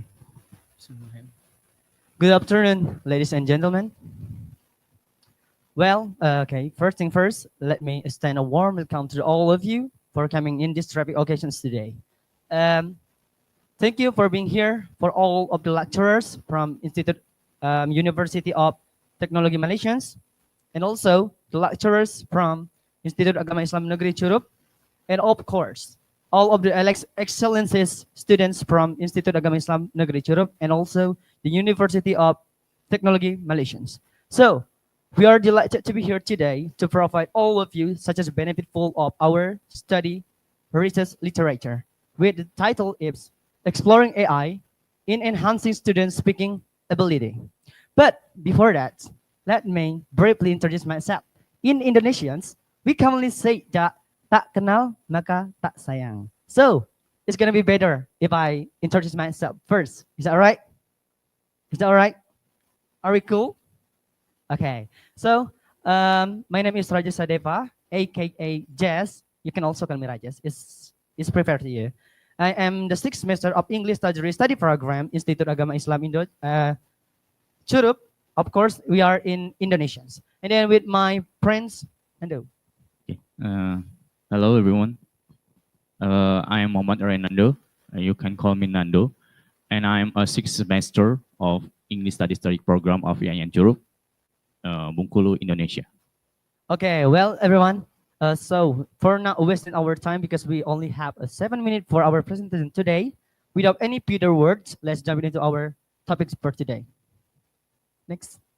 Okay, first thing first, if we're talking about how is it going to be possible for us to increase our speaking skill, how? What is the most crucial thing? Have you ever thinking in your side of your head? What it is? It's going to be environment, conversations with others. But in nowadays, we have a lot of challenges we face when we are wanted to having a conversation with others. A lot of people with introvert persons, and also the environment is not supporting us to increase our speaking skill. So right here, we can say that next. The AI gonna provide all of us such as a benefitful of we wanted to try to increase our speaking skill. Right here, what AI can do, AI gonna be listens when you talk. Why is it gonna be increase our speaking skill? Because I have one ideology right here. If we pretend that we are as a boiling water, at the same time, there's gonna two objects right here. It's gonna be the potato and an egg. If we're talking about the environment, it's gonna be tense us a lot, really, really a lot. So right here, the potato and then the egg. At the same time, if we put in boiling water, what will happen? The egg is going to be hard. The potato gonna be soft. It is what we actually gonna be effect on us. Us as objects is gonna be changed. Environment gonna be changed us a lot. So right here, the AI gonna be giving us opportunity to increase our speaking skill more and more. Of course, we're talking about the challenges before that we cannot. We are as introvert person, or our environment is not supporting us to using English in every single occasion. So right here, AI really could be listens when you try to speak. And then also, the AI can do is tell it is gonna be your pronunciation is that right or your pronunciation is wrong. It's gonna be correctly your speaking ability. So it's gonna be increase your speaking skill, of course. And then the last things right here, it is AI help you practice many times and learns what did you need. It is means every time AI gonna be help us to increase our speaking skill. My lecturers oftenly say to me that practice will make us perfect. So that's it for our my presentation, and then will be delivered. The next topic will be delivered by my friends, Mr. Rando. The time is yours. All right. Thank you, Mr. Rajesh Deva. So, first of all, ladies and gentlemen, in the slide, we talk about methodology. So, in the methodology, this research employ a qualitative approach to gain a qualitative approach. And then, so the data we collected by semi-structured interview and to allow a flexibility into the exploring students' experience.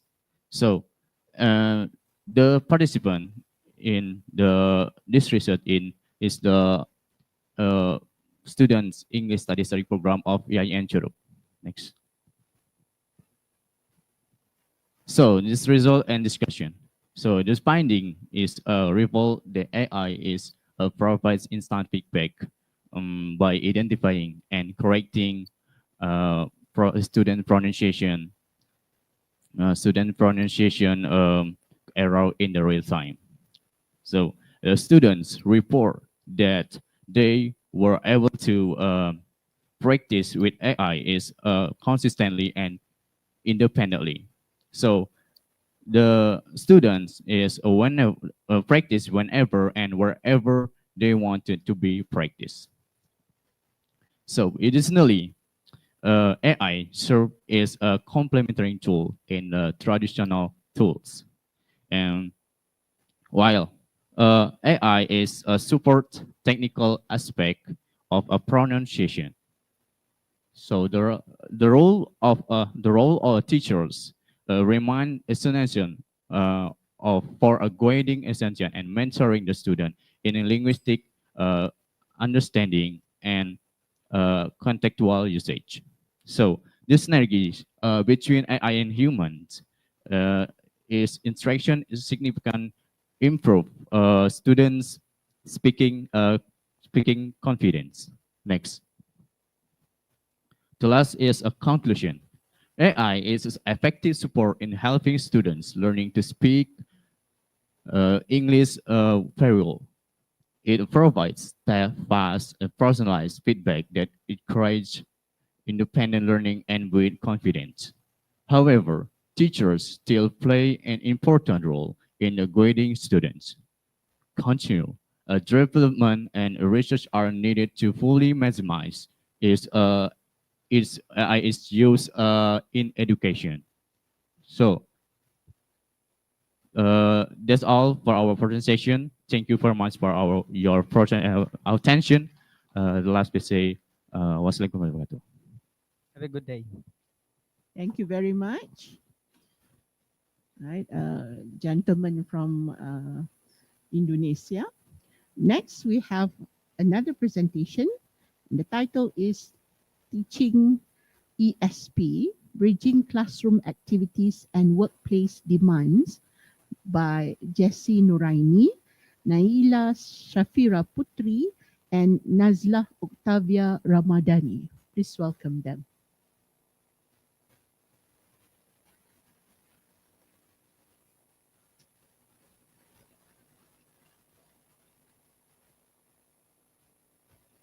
Bismillah. Before I start my presentation, izin Prof. Lukman mau memulainya dengan sebuah pantun. Okay. Hujan turun membasahi bumi. Daun menghijau segar berseri. UTM indah penuh prestasi. Melahirkan cendekia sepanjang hari. Alright, bismillahirrahmanirrahim. Assalamualaikum warahmatullahi wabarakatuh. So, first of all, thank you so much for attending this Colloquium International FSSHKL on June 2025. So, first of all, on behalf of University Technology of Malaysia, University Ilmu Kampus, HAS, and then also Institut Agama Islam Negeri Curup. So, let us briefly explain myself, tapi kena cuba nak try in Malaysia language. Okay? Because we already learned and played in Upin Ipin movie. Okay, first of all, perkenalkan nama saya Jessie Nuraini. Saat ini saya tengah duduk di semester 6, ambil meja program studi Tadis Bahasa Inggris atau Pendidikan Bahasa Inggris. So today we're going to talk to you topic about teaching ESP, bridging classroom activities and workplace demands. And today we're going to present this topic with my partners. That is Naila Shafira Putri and also Nazlah Octavia Ramadhani. So, everyone, ladies and gentlemen, in Indonesia, there is a vocational high schools that called SMK, Sekolah Menengah Kejurusan. So, SMK stand for Sekolah Menengah Kejurusan. Sekolah Menengah Kejurusan specialized programming to prepare students with technical skills that need for workplace demands. These schools offer special skills such as hospitality, cosmetology, fashion, and health. But the main issues arises when the English in the 21st century is really important. Is it right, everybody? Right. But unfortunately, when the teaching in English is really important and is more essential for globalized and pluralized in workplace demand, but there's a lot of many schools still using English general curricula, which do not meet need of workplace demand. So, from these issues, next slide, please. Okay. Those are pictures of vocational high schools in Indonesia. And also the next slide, please. Okay. So the main issues arises when the English general curricula, which do not meet the needs of workplace demands in vocational high schools. And to address this issue, we're going to focusing on the topic and discussions how can ESP that focusing on tailoring students in workplace English profession that align with vocational curricula. So everyone, ladies and gentlemen, we're going to focusing on is there can better way to align between ESP and vocational high schools, and also what kind of challenge that students at lecture face in this context, and how do strategies that we have to find in these issues. So another point important to discussing is research methodology that will be explained by Naila Safira Putri. Alright everyone, having the introduction and then theoretical framework we use for our research. Now let's moving to research design. Next slide. Alright, this research we use a qualitative approach using a case study design, and then we use three collecting data techniques. The first is we use in-depth interview for English teacher at SMK Idata Rejang Lebong, and then for student experience in applying speaking skill during internship, and then the last for industry representative who accept student interns. The second data collection technique we use observation, direct classroom observation to assess teaching strategy and then student engagement, and then observation at internship location to see how students use English in practice. The last technique is that document analysis, like ESP curriculum at SMK Rejang Lebong, and then modules and teaching materials, and then industry feedback on student language skill. Alright everyone, finally we are going to finding and conclusion, and will be explained by Nazla Octavia. Okay, let's move on to finding and conclusion. In finding, we have 5 points. But first, there is what the study found. In what the study found, ESP lesson do not match what student need for work. There are problems in teaching, and this tell how to fix them. And the second one is ESP and work are not the same. ESP use general English, not English for real job. For example, a hotel student doesn't learn how to teach a guest with a problem. Okay, the third problem in ESP class, there is students have different English level, books are old and not useful for job, and teacher don't know English job. Okay, the fourth, what should be done based on theory? First, need analysis. What English need is in job English, and learning centered student. Teacher teach what student need, and the last genre analysis. And the last is how to improve ESP. First, ask company what English they use. Second, use real things like email or videos. And the third, train teacher about job English. Okay. In conclusion, We found ESP teachers, job-related English. Schools should use real materials, train teacher, and apply teach prepare students for work. Okay, that's all from us. Thank you for your attention. Have a nice day.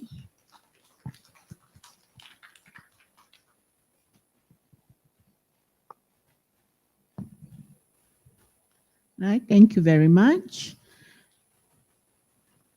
Now, let us listen to this presentation by Mr. Abdul Karim Amrullah, Dwiki Farhan Hafiz, Rahma Madani, Esther Rindi Prastika, and the title of the presentation is Peer Mentoring in Thesis Writing in an English Study Program. Please welcome the presenters.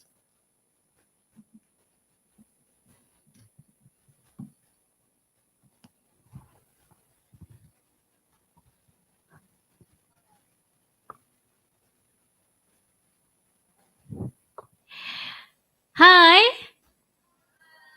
Hello. Hi, hello. All right. Good afternoon, ladies and gentlemen. We would like to say thank you for allowing us the opportunity to speak here today. Let us briefly introduce ourselves. Hi, I'm Ama, Rahma Madani, and my partner is... Hello, I'm Dwiki Farhan Hafiz. Hello, my name is Abdul Karim Amrullah. Hello, I'm Esther Rindi Prastika. All right. We are from English Study Program of EIN Europe, Bengkulu, Indonesia. Today, we would like to make you a short presentation about peer mentoring in thesis writing at English Study Program. Next. All right, ladies and gentlemen, this presentation divided into some part. The first one is introduction. The second is methodology. And the next is finding and discussion. And the last one is conclusion. Ladies and gentlemen, writing a thesis is an important step in higher education. This process needs not only academic skills like doing research and formal writing, but also good mental readiness. Challenges like stress, lack of confidence, and confusion in organizing ideas often make students overwhelmed during this process. To face these challenges, informal mentoring among students appears as a form of academic and emotional support. This practice allows more experienced students to help their peers through discussion, sharing strategies, and then giving feedback. So this study aims to explore how peer mentoring can contribute into the thesis writing, both academically and emotionally. And the next explanation will be explained by Dwiki. Okay, now, theoretically, this study is based on three main approaches. The first one is boundary social link theory explained that students can improve their writing by observing and interacting with more experienced peers. They learn not only through instruction, but also through imitation and discussion. Second is peer tutoring models by Toppings explain that peer tutoring have two way of benefits, where mentor and mentee can grow together. Mentors can reinforce their knowledge, and mentees can gain relevant and practical help. And the third one is the collaborative academic writing approach emphasizes the role of the teamwork in writing. Where through collaboration, students feel more confident, motivated, and supported in the writing process. And supporting studies by Dunkis in 2019 and Lorenzetti at 2020 have shown that peer mentoring is not only help students in academic performance, but also help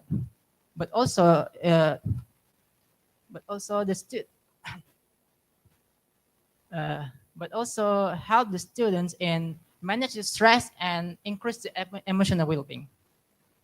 And now we will move on to the methodology, which will be explained by Abdul. Okay, next we talk about the methodology. So, this study that we conducted at EI and Churup used a qualitative descriptive approach, and the participants were only 6 students who's actively involved in informal peer mentoring. And then we collected the data by using semi-structured interviews and participant observations. After that data collected, we analyzed the data by using team analysis by Brown and Clarke.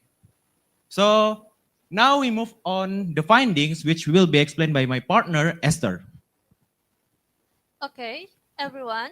Now we move into finding and discussion. Next, please. Okay.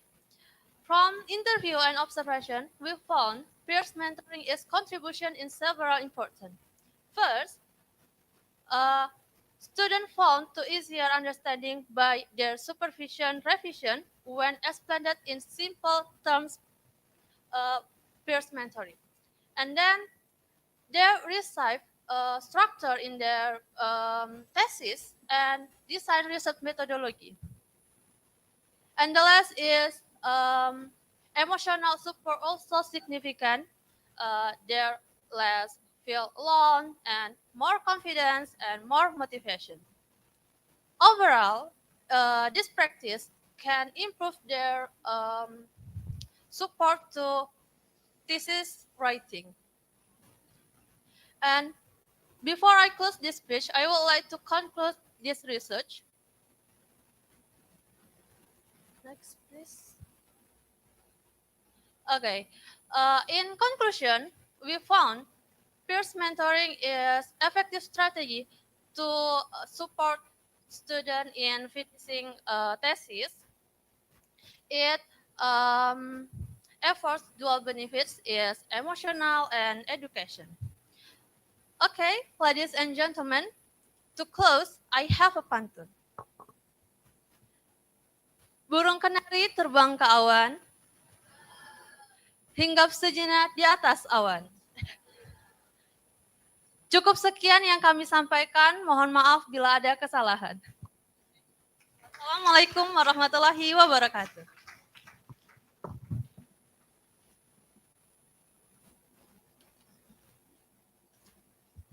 Thank you very much. Now let us hear from Leza Melfia, Dwi Indah Sari, and Dio Putra Ramadan. Sounds like the name of a singer. Right? Okay, then the title of the presentation is Learning English Through TikTok, a study on students' motivation in language learning using social media. Please welcome the presenters.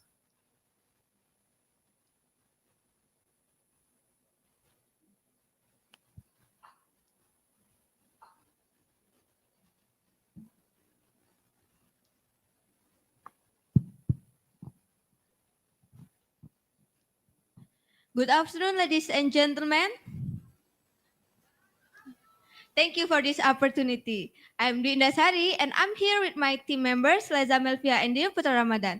We are undergraduate students from English Studies study program of IA in Churup. Today, we would like to present our research entitled Learning English Through TikTok, a study on student motivation to learn language using social media. Okay, let me ask something simple yet very relatable. Nowadays, many of us spend quite a lot of time on TikTok, right? Yes.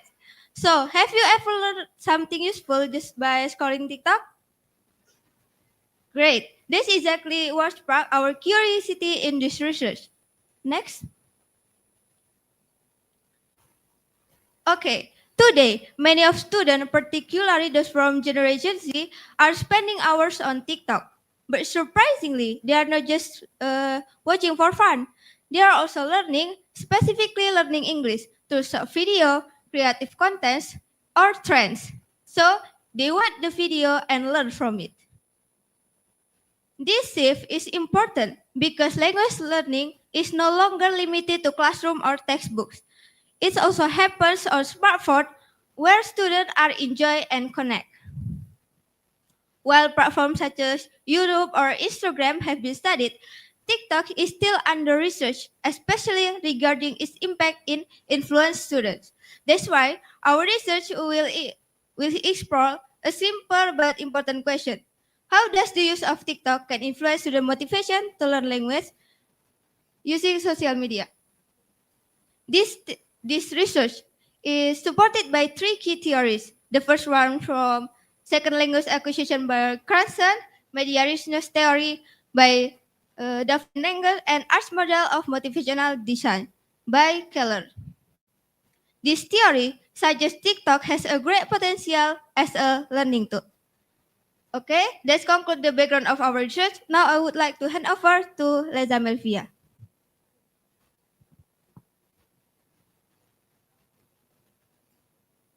Next, please. Okay, in our research, we use a descriptive qualitative approach with university students at IAIN Curup who effectively use TikTok as a tool for learning English. And data collection, we have in-depth interviews and documentation. Next, please. Based on the data we have gathered, students' response to English learning content on TikTok and its impact on motivation. First, frequent TikTok use gives natural exposure to real English. All participants use TikTok daily, some even hourly. They mix fun and learning, getting regular exposure to real English. And students choose content that fits their learning goals. Students choose English specific English creators like Zeli Nafa, Naila Farhana, and English with Lucy to reach their goals. For example, in a daily conversation or vocab tutorials. And also, TikTok's fun multimedia format boosts attention and memory. TikTok short videos with caption, sound, and humor make learning more fun and memorable. And then what we got from our research, positive feedback and community reduce anxiety and build confidence. And next, learners gain vocabulary and pronunciation but need more speaking practice. Students reported pronunciation and learned about 5 until 10 new words a week, but wants to and use new phrases in the class. But others like speaking practice. This shows the input helps, but structured tasks are still needed. And the last is students want to keep learning via TikTok but need guidance on quality content. Most plan to keep using TikTok to learn English, but other students wanted more reliable content. This suggests teachers might help by recommending good creators or verified playlists. With the result I have explained, I will now pass it to Dia Putra Ramadan to continue with the discussion. All right, ladies and gentlemen, we move to the discussion. The first things, TikToks is offering you some kind of authentic and reliable content that what we need. The first is what gives authentic English input. Some other understanding in real life English are frequently learning by the TikToks or the media. The second is about students feel more motivated when they choose a content. So we know when we're searched in a TikTok, we can choose what we want and what we need in a TikTok. The third is fun and rich media, improve focus and memory. By learning in the TikToks, in a video helps the students focus and improve their knowledge. And about content grab attention and build confidence. This is really things that are really important because what we learn in the TikToks is really enjoyable. That's why it is a tools that really help us to learn English. Some positive interaction and reduce learning anxiety. Some positive feedback from our peer and community support. It's really going to be help to reduce our anxiety learn from the TikToks. Some watchings other and help students learn better.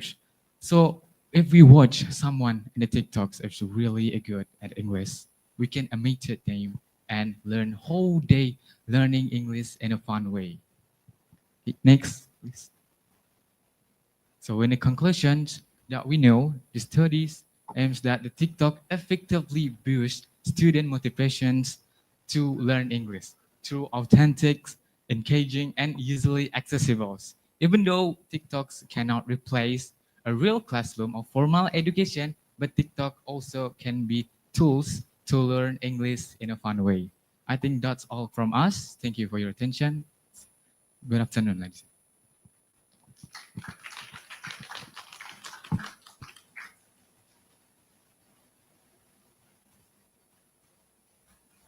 Thank you very much.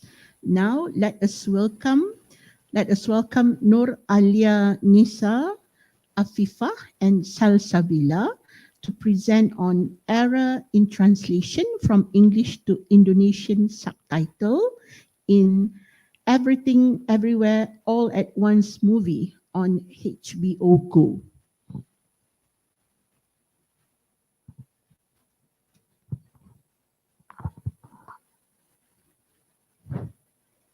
Assalamualaikum warahmatullahi wabarakatuh.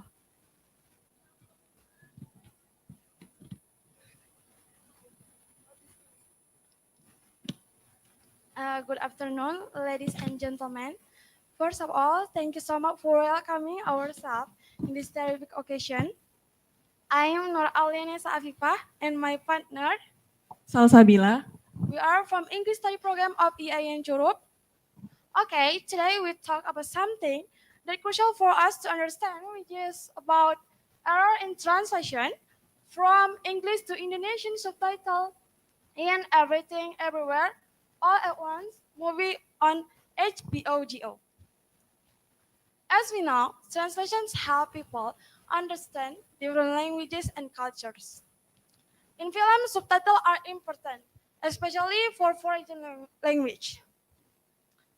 We choose to analyze the Indonesian subtitle of Everything, Everywhere, All at Once from HBO Go because the film has complex language and cultural context. Next, please. Our research aims to identify translation error and analyze subtitle quality using the DKF and Nababan assessment. Okay, next, let's shape our focus from what we studied to how we did it. In this research,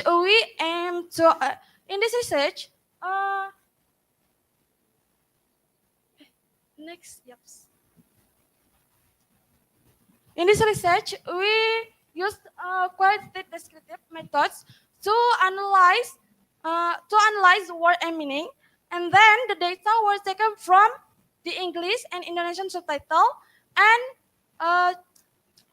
use checklist to find error translation and subtitle quality. And a checklist based on the DKF, Dynamic Quality Framework, and Nababan theory. And data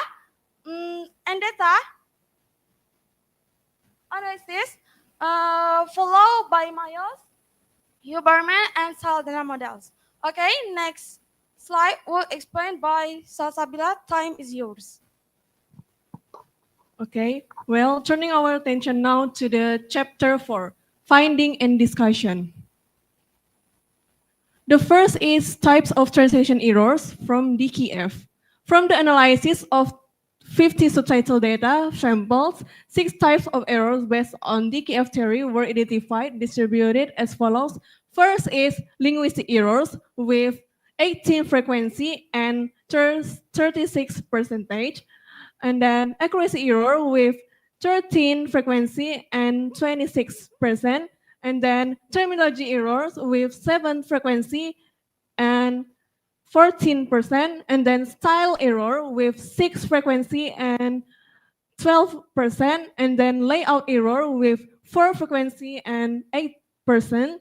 And the last is country standard with 2 frequency and 4%. And the total is 50 frequency and 100%. And the most common errors were linguistic errors such as unnatural sentence structure or incorrect word choice. And then accuracy errors where the meaning in the translation didn't match the original. And the last is terminology error when specific terms were translated incorrectly. Next. And the next is subtitle translation quality from Nababan. The subtitles were evaluated based on three aspects. There is accuracy, acceptability, and readability. And the average scores from 50 subtitle samples are shown below. First is accuracy with 2.12 average score and then fairly accurate. The second one is acceptability with 2.6 average score with the general category is less natural, and the last is readability with 2.36 with general category is quite readable. And the most subtitles were understandable, but many sounded unnatural Indonesian because the translators often follow the English sentence structure too closely. Well, turning our attention now to the last chapter, conclusion. The Indonesian subtitle in Everything Everywhere All at Once contain many errors, especially grammar and meaning. And while most subtitles are understandable, some subtitles feel unnatural or change the original meaning. And overall, the translation quality is fair, but it still needs improvement. And overall, the translation quality is fair. And for translator, should pay attention to the context, sentence structure, and cultural meaning in the subtitle to make the subtitle more accurate. Okay, then. Thank you so much for your attention. Wassalamualaikum warahmatullahi wabarakatuh. Right, thank you. And for the 12th presentation, let us welcome Fadila Yusmita, Yuda Adi Setiawan, Niken Shah Salbil, and Chika Fabriana to present their work titled Dampak ChatGPT terhadap kemampuan bahasa Arab mahasiswa. Please welcome the presenters.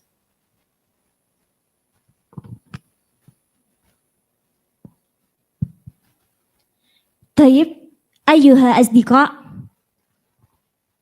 سأعرفكم نفسي اسمي جيكا فابريانا وأصدقائي نيكان سالسابيل يودا أدي ستاوان وفاديلا يوسميتا سنبين مقالتنا تأثير تشات جي بي تي على مهارة اللغة العربية لطلاب الجامعة.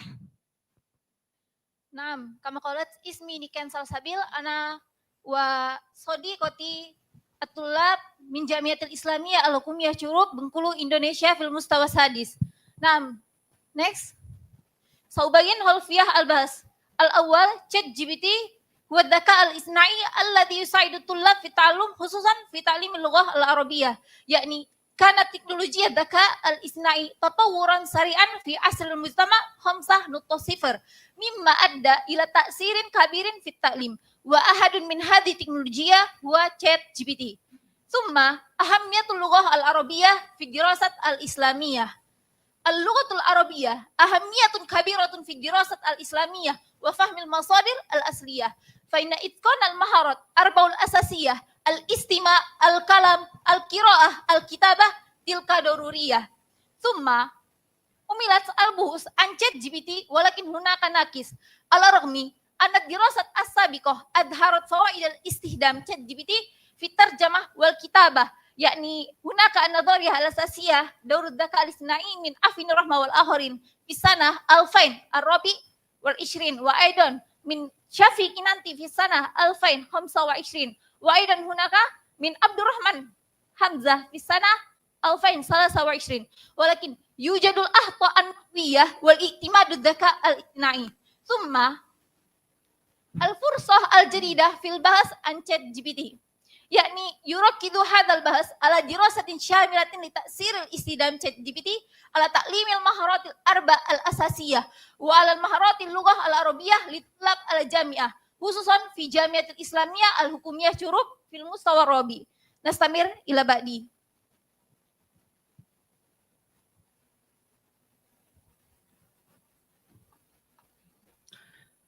طيب منهجية البحث يستخدم هذا البحث بالمنهج النوعية بثلاثة أدوات لجمع البيانات يعني المقابلة المراقبة والتوثيق.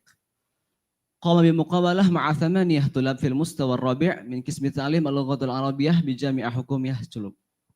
الهدف من ذلك هو استكشاف تجاربهم وكيفية استعمال ChatGPT لتطوير مهاراتهم اللغة العربية.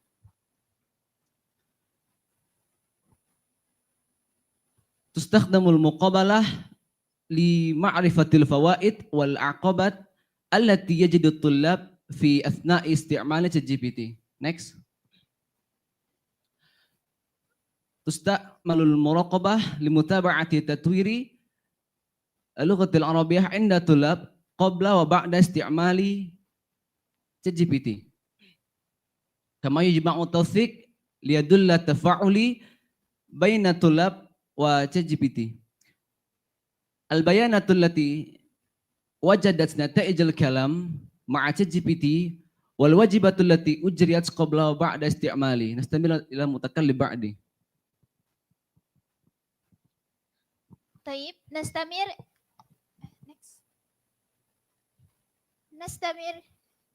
النتائج والمناقشة. أولا النتائج أظهرت نتائج الاستبيان والمقابلات مع مستوى الرابع من قسم تعليم اللغة العربية في معهد الإسلامية الحكومية في جروب ما يلي بتاريخ 14 مايو سنة 2025 ما يلي 75% من الطلاب يرون أن استخدام ChatGPT يساعد في فهم قواعد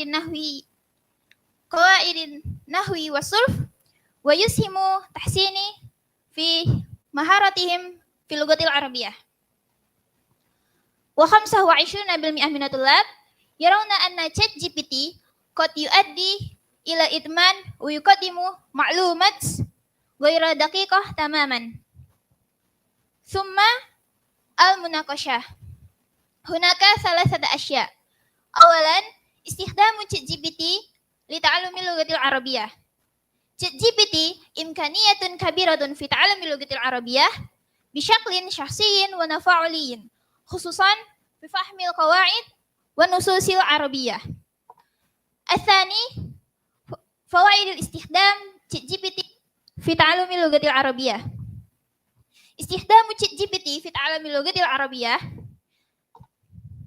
عدة الفوائد يعني المساعدة في تمارين المحادثة وفهم القواعد النحوية الصرفية وترجمة النصوص وأسئلة ونصوص القراءة وتحفيز المفردات. الثالث محددات الاستخدام ChatGPT في تعلم اللغة العربية.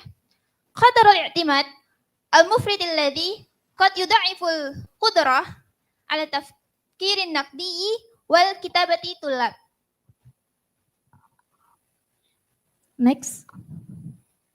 طيب الخلاصة أظهر البحث عن استخدام ChatGPT في تعليم اللغة العربية يسهم بشكل إيجابي المهارات اللغوية مثل النحو والمفردات والقراءة والكتابة. ومع ذلك فإن إفراط في اعتماد على هذه التكنولوجيا قد ضعف مهارة التفكير والإبداع. لذلك يشير على بحثنا استخدام ChatGPT برشيد يقومون بتحليل عميق عدد أوقات خصوصا على مهارة الكلام والاستماع. طيب يمكن هكذا منا. شكرا ثم سلام مع السلام.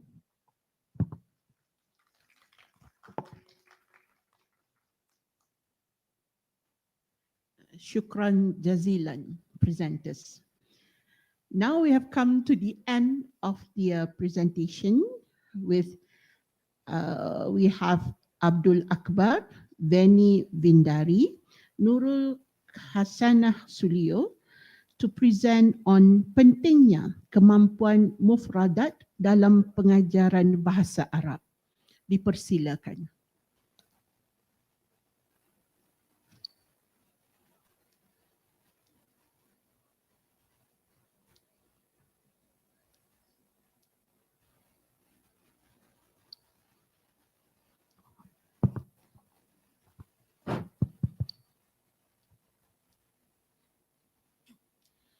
Assalamualaikum warahmatullahi wabarakatuh. Naharukum sa'idah. Kalau saya bilang naharukum sa'idah, sa'idatum mubarakah.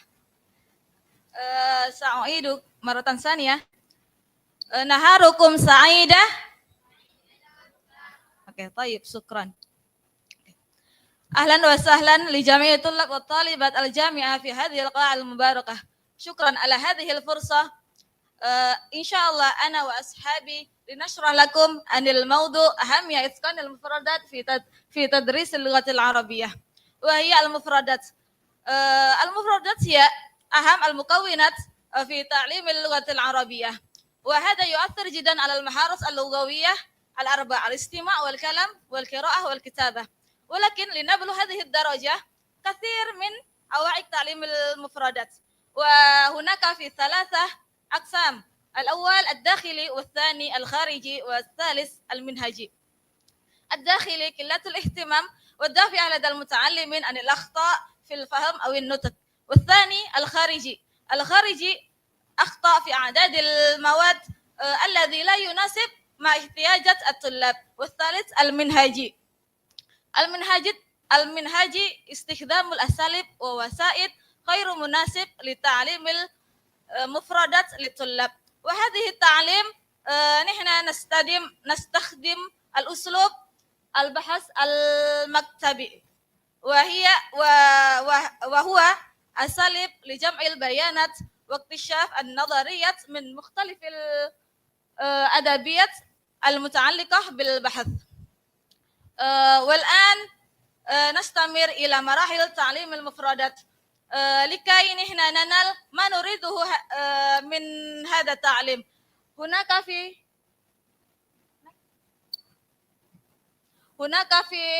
5 مراحل. الأول الاستماع إلى الكلمة، يعني نستمع الكلمة أو المفردات التي يؤتى من المعلم إلى المتعلم.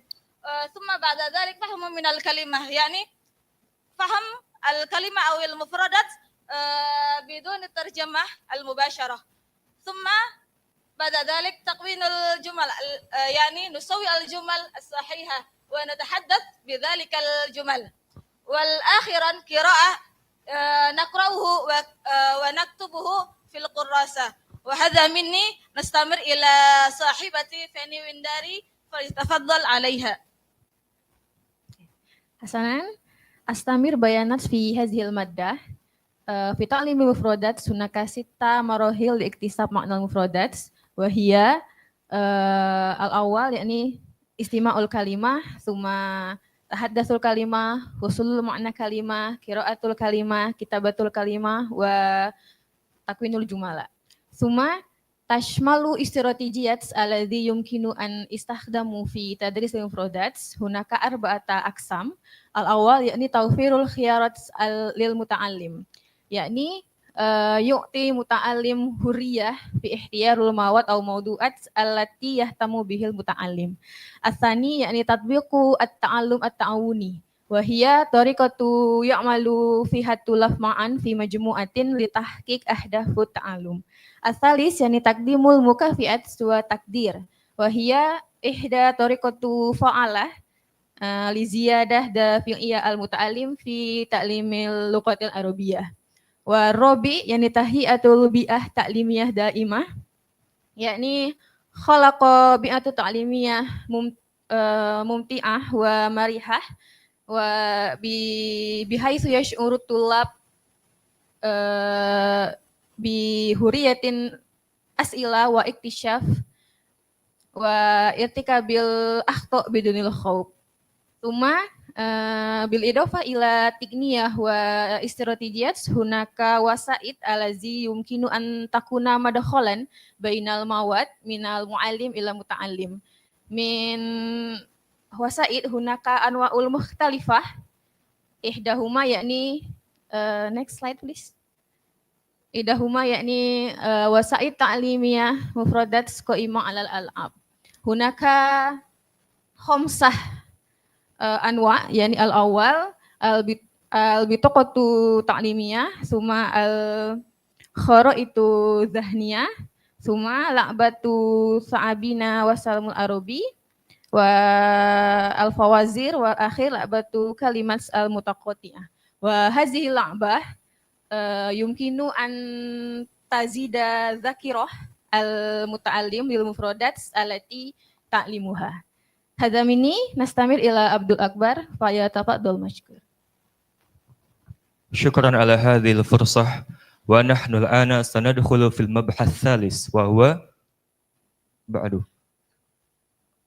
وسائط تعلم المفردات القائمة على التكنولوجيا. أنتم تعرفون جميعا أننا نحن الآن نعيش في الزمن الذي تطور فيه التكنولوجي بعدد كثير وكبير، فيمكننا أن نستخدم ذلك التكنولوجي لتعلم المفردات. فهناك 4 وسيلة يمكن أن نستخدمها لتعلم المفردات وهو التطبيقات تعلم اللغة، الذكاء الاصطناعي والمقاطع الفيديو التعليمية. نأخذ المثال الثالث وهو مقاطع فيديو تعليمية.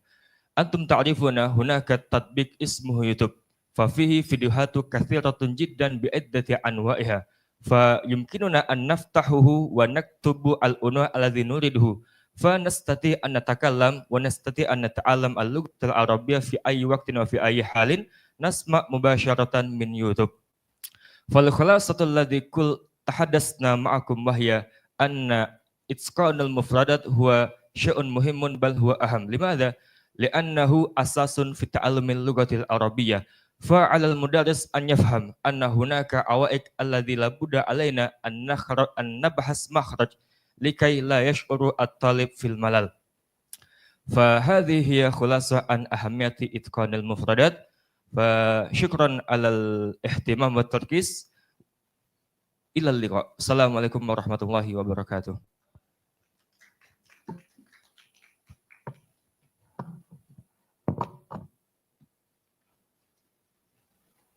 Shukran, and thank you to all of our brilliant presenters today for their insightful and thought-provoking contributions.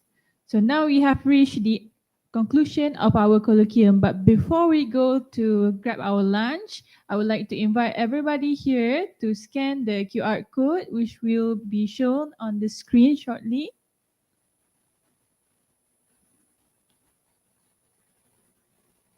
Okay, so please scan the QR code to share your reflections and feedback on your experience throughout the program. So you may share your reflections while you're having the lunch at the banquet hall. So it is our hope that we have gained valuable experiences and knowledge beyond what we typically acquire in the classroom to help us become more effective teachers and successful students. We would like to invite everybody here to have lunch at our banquet hall, which is located just outside the entrance door on the left side. So enjoy the lunch, everyone, and until we meet again, take care and stay safe.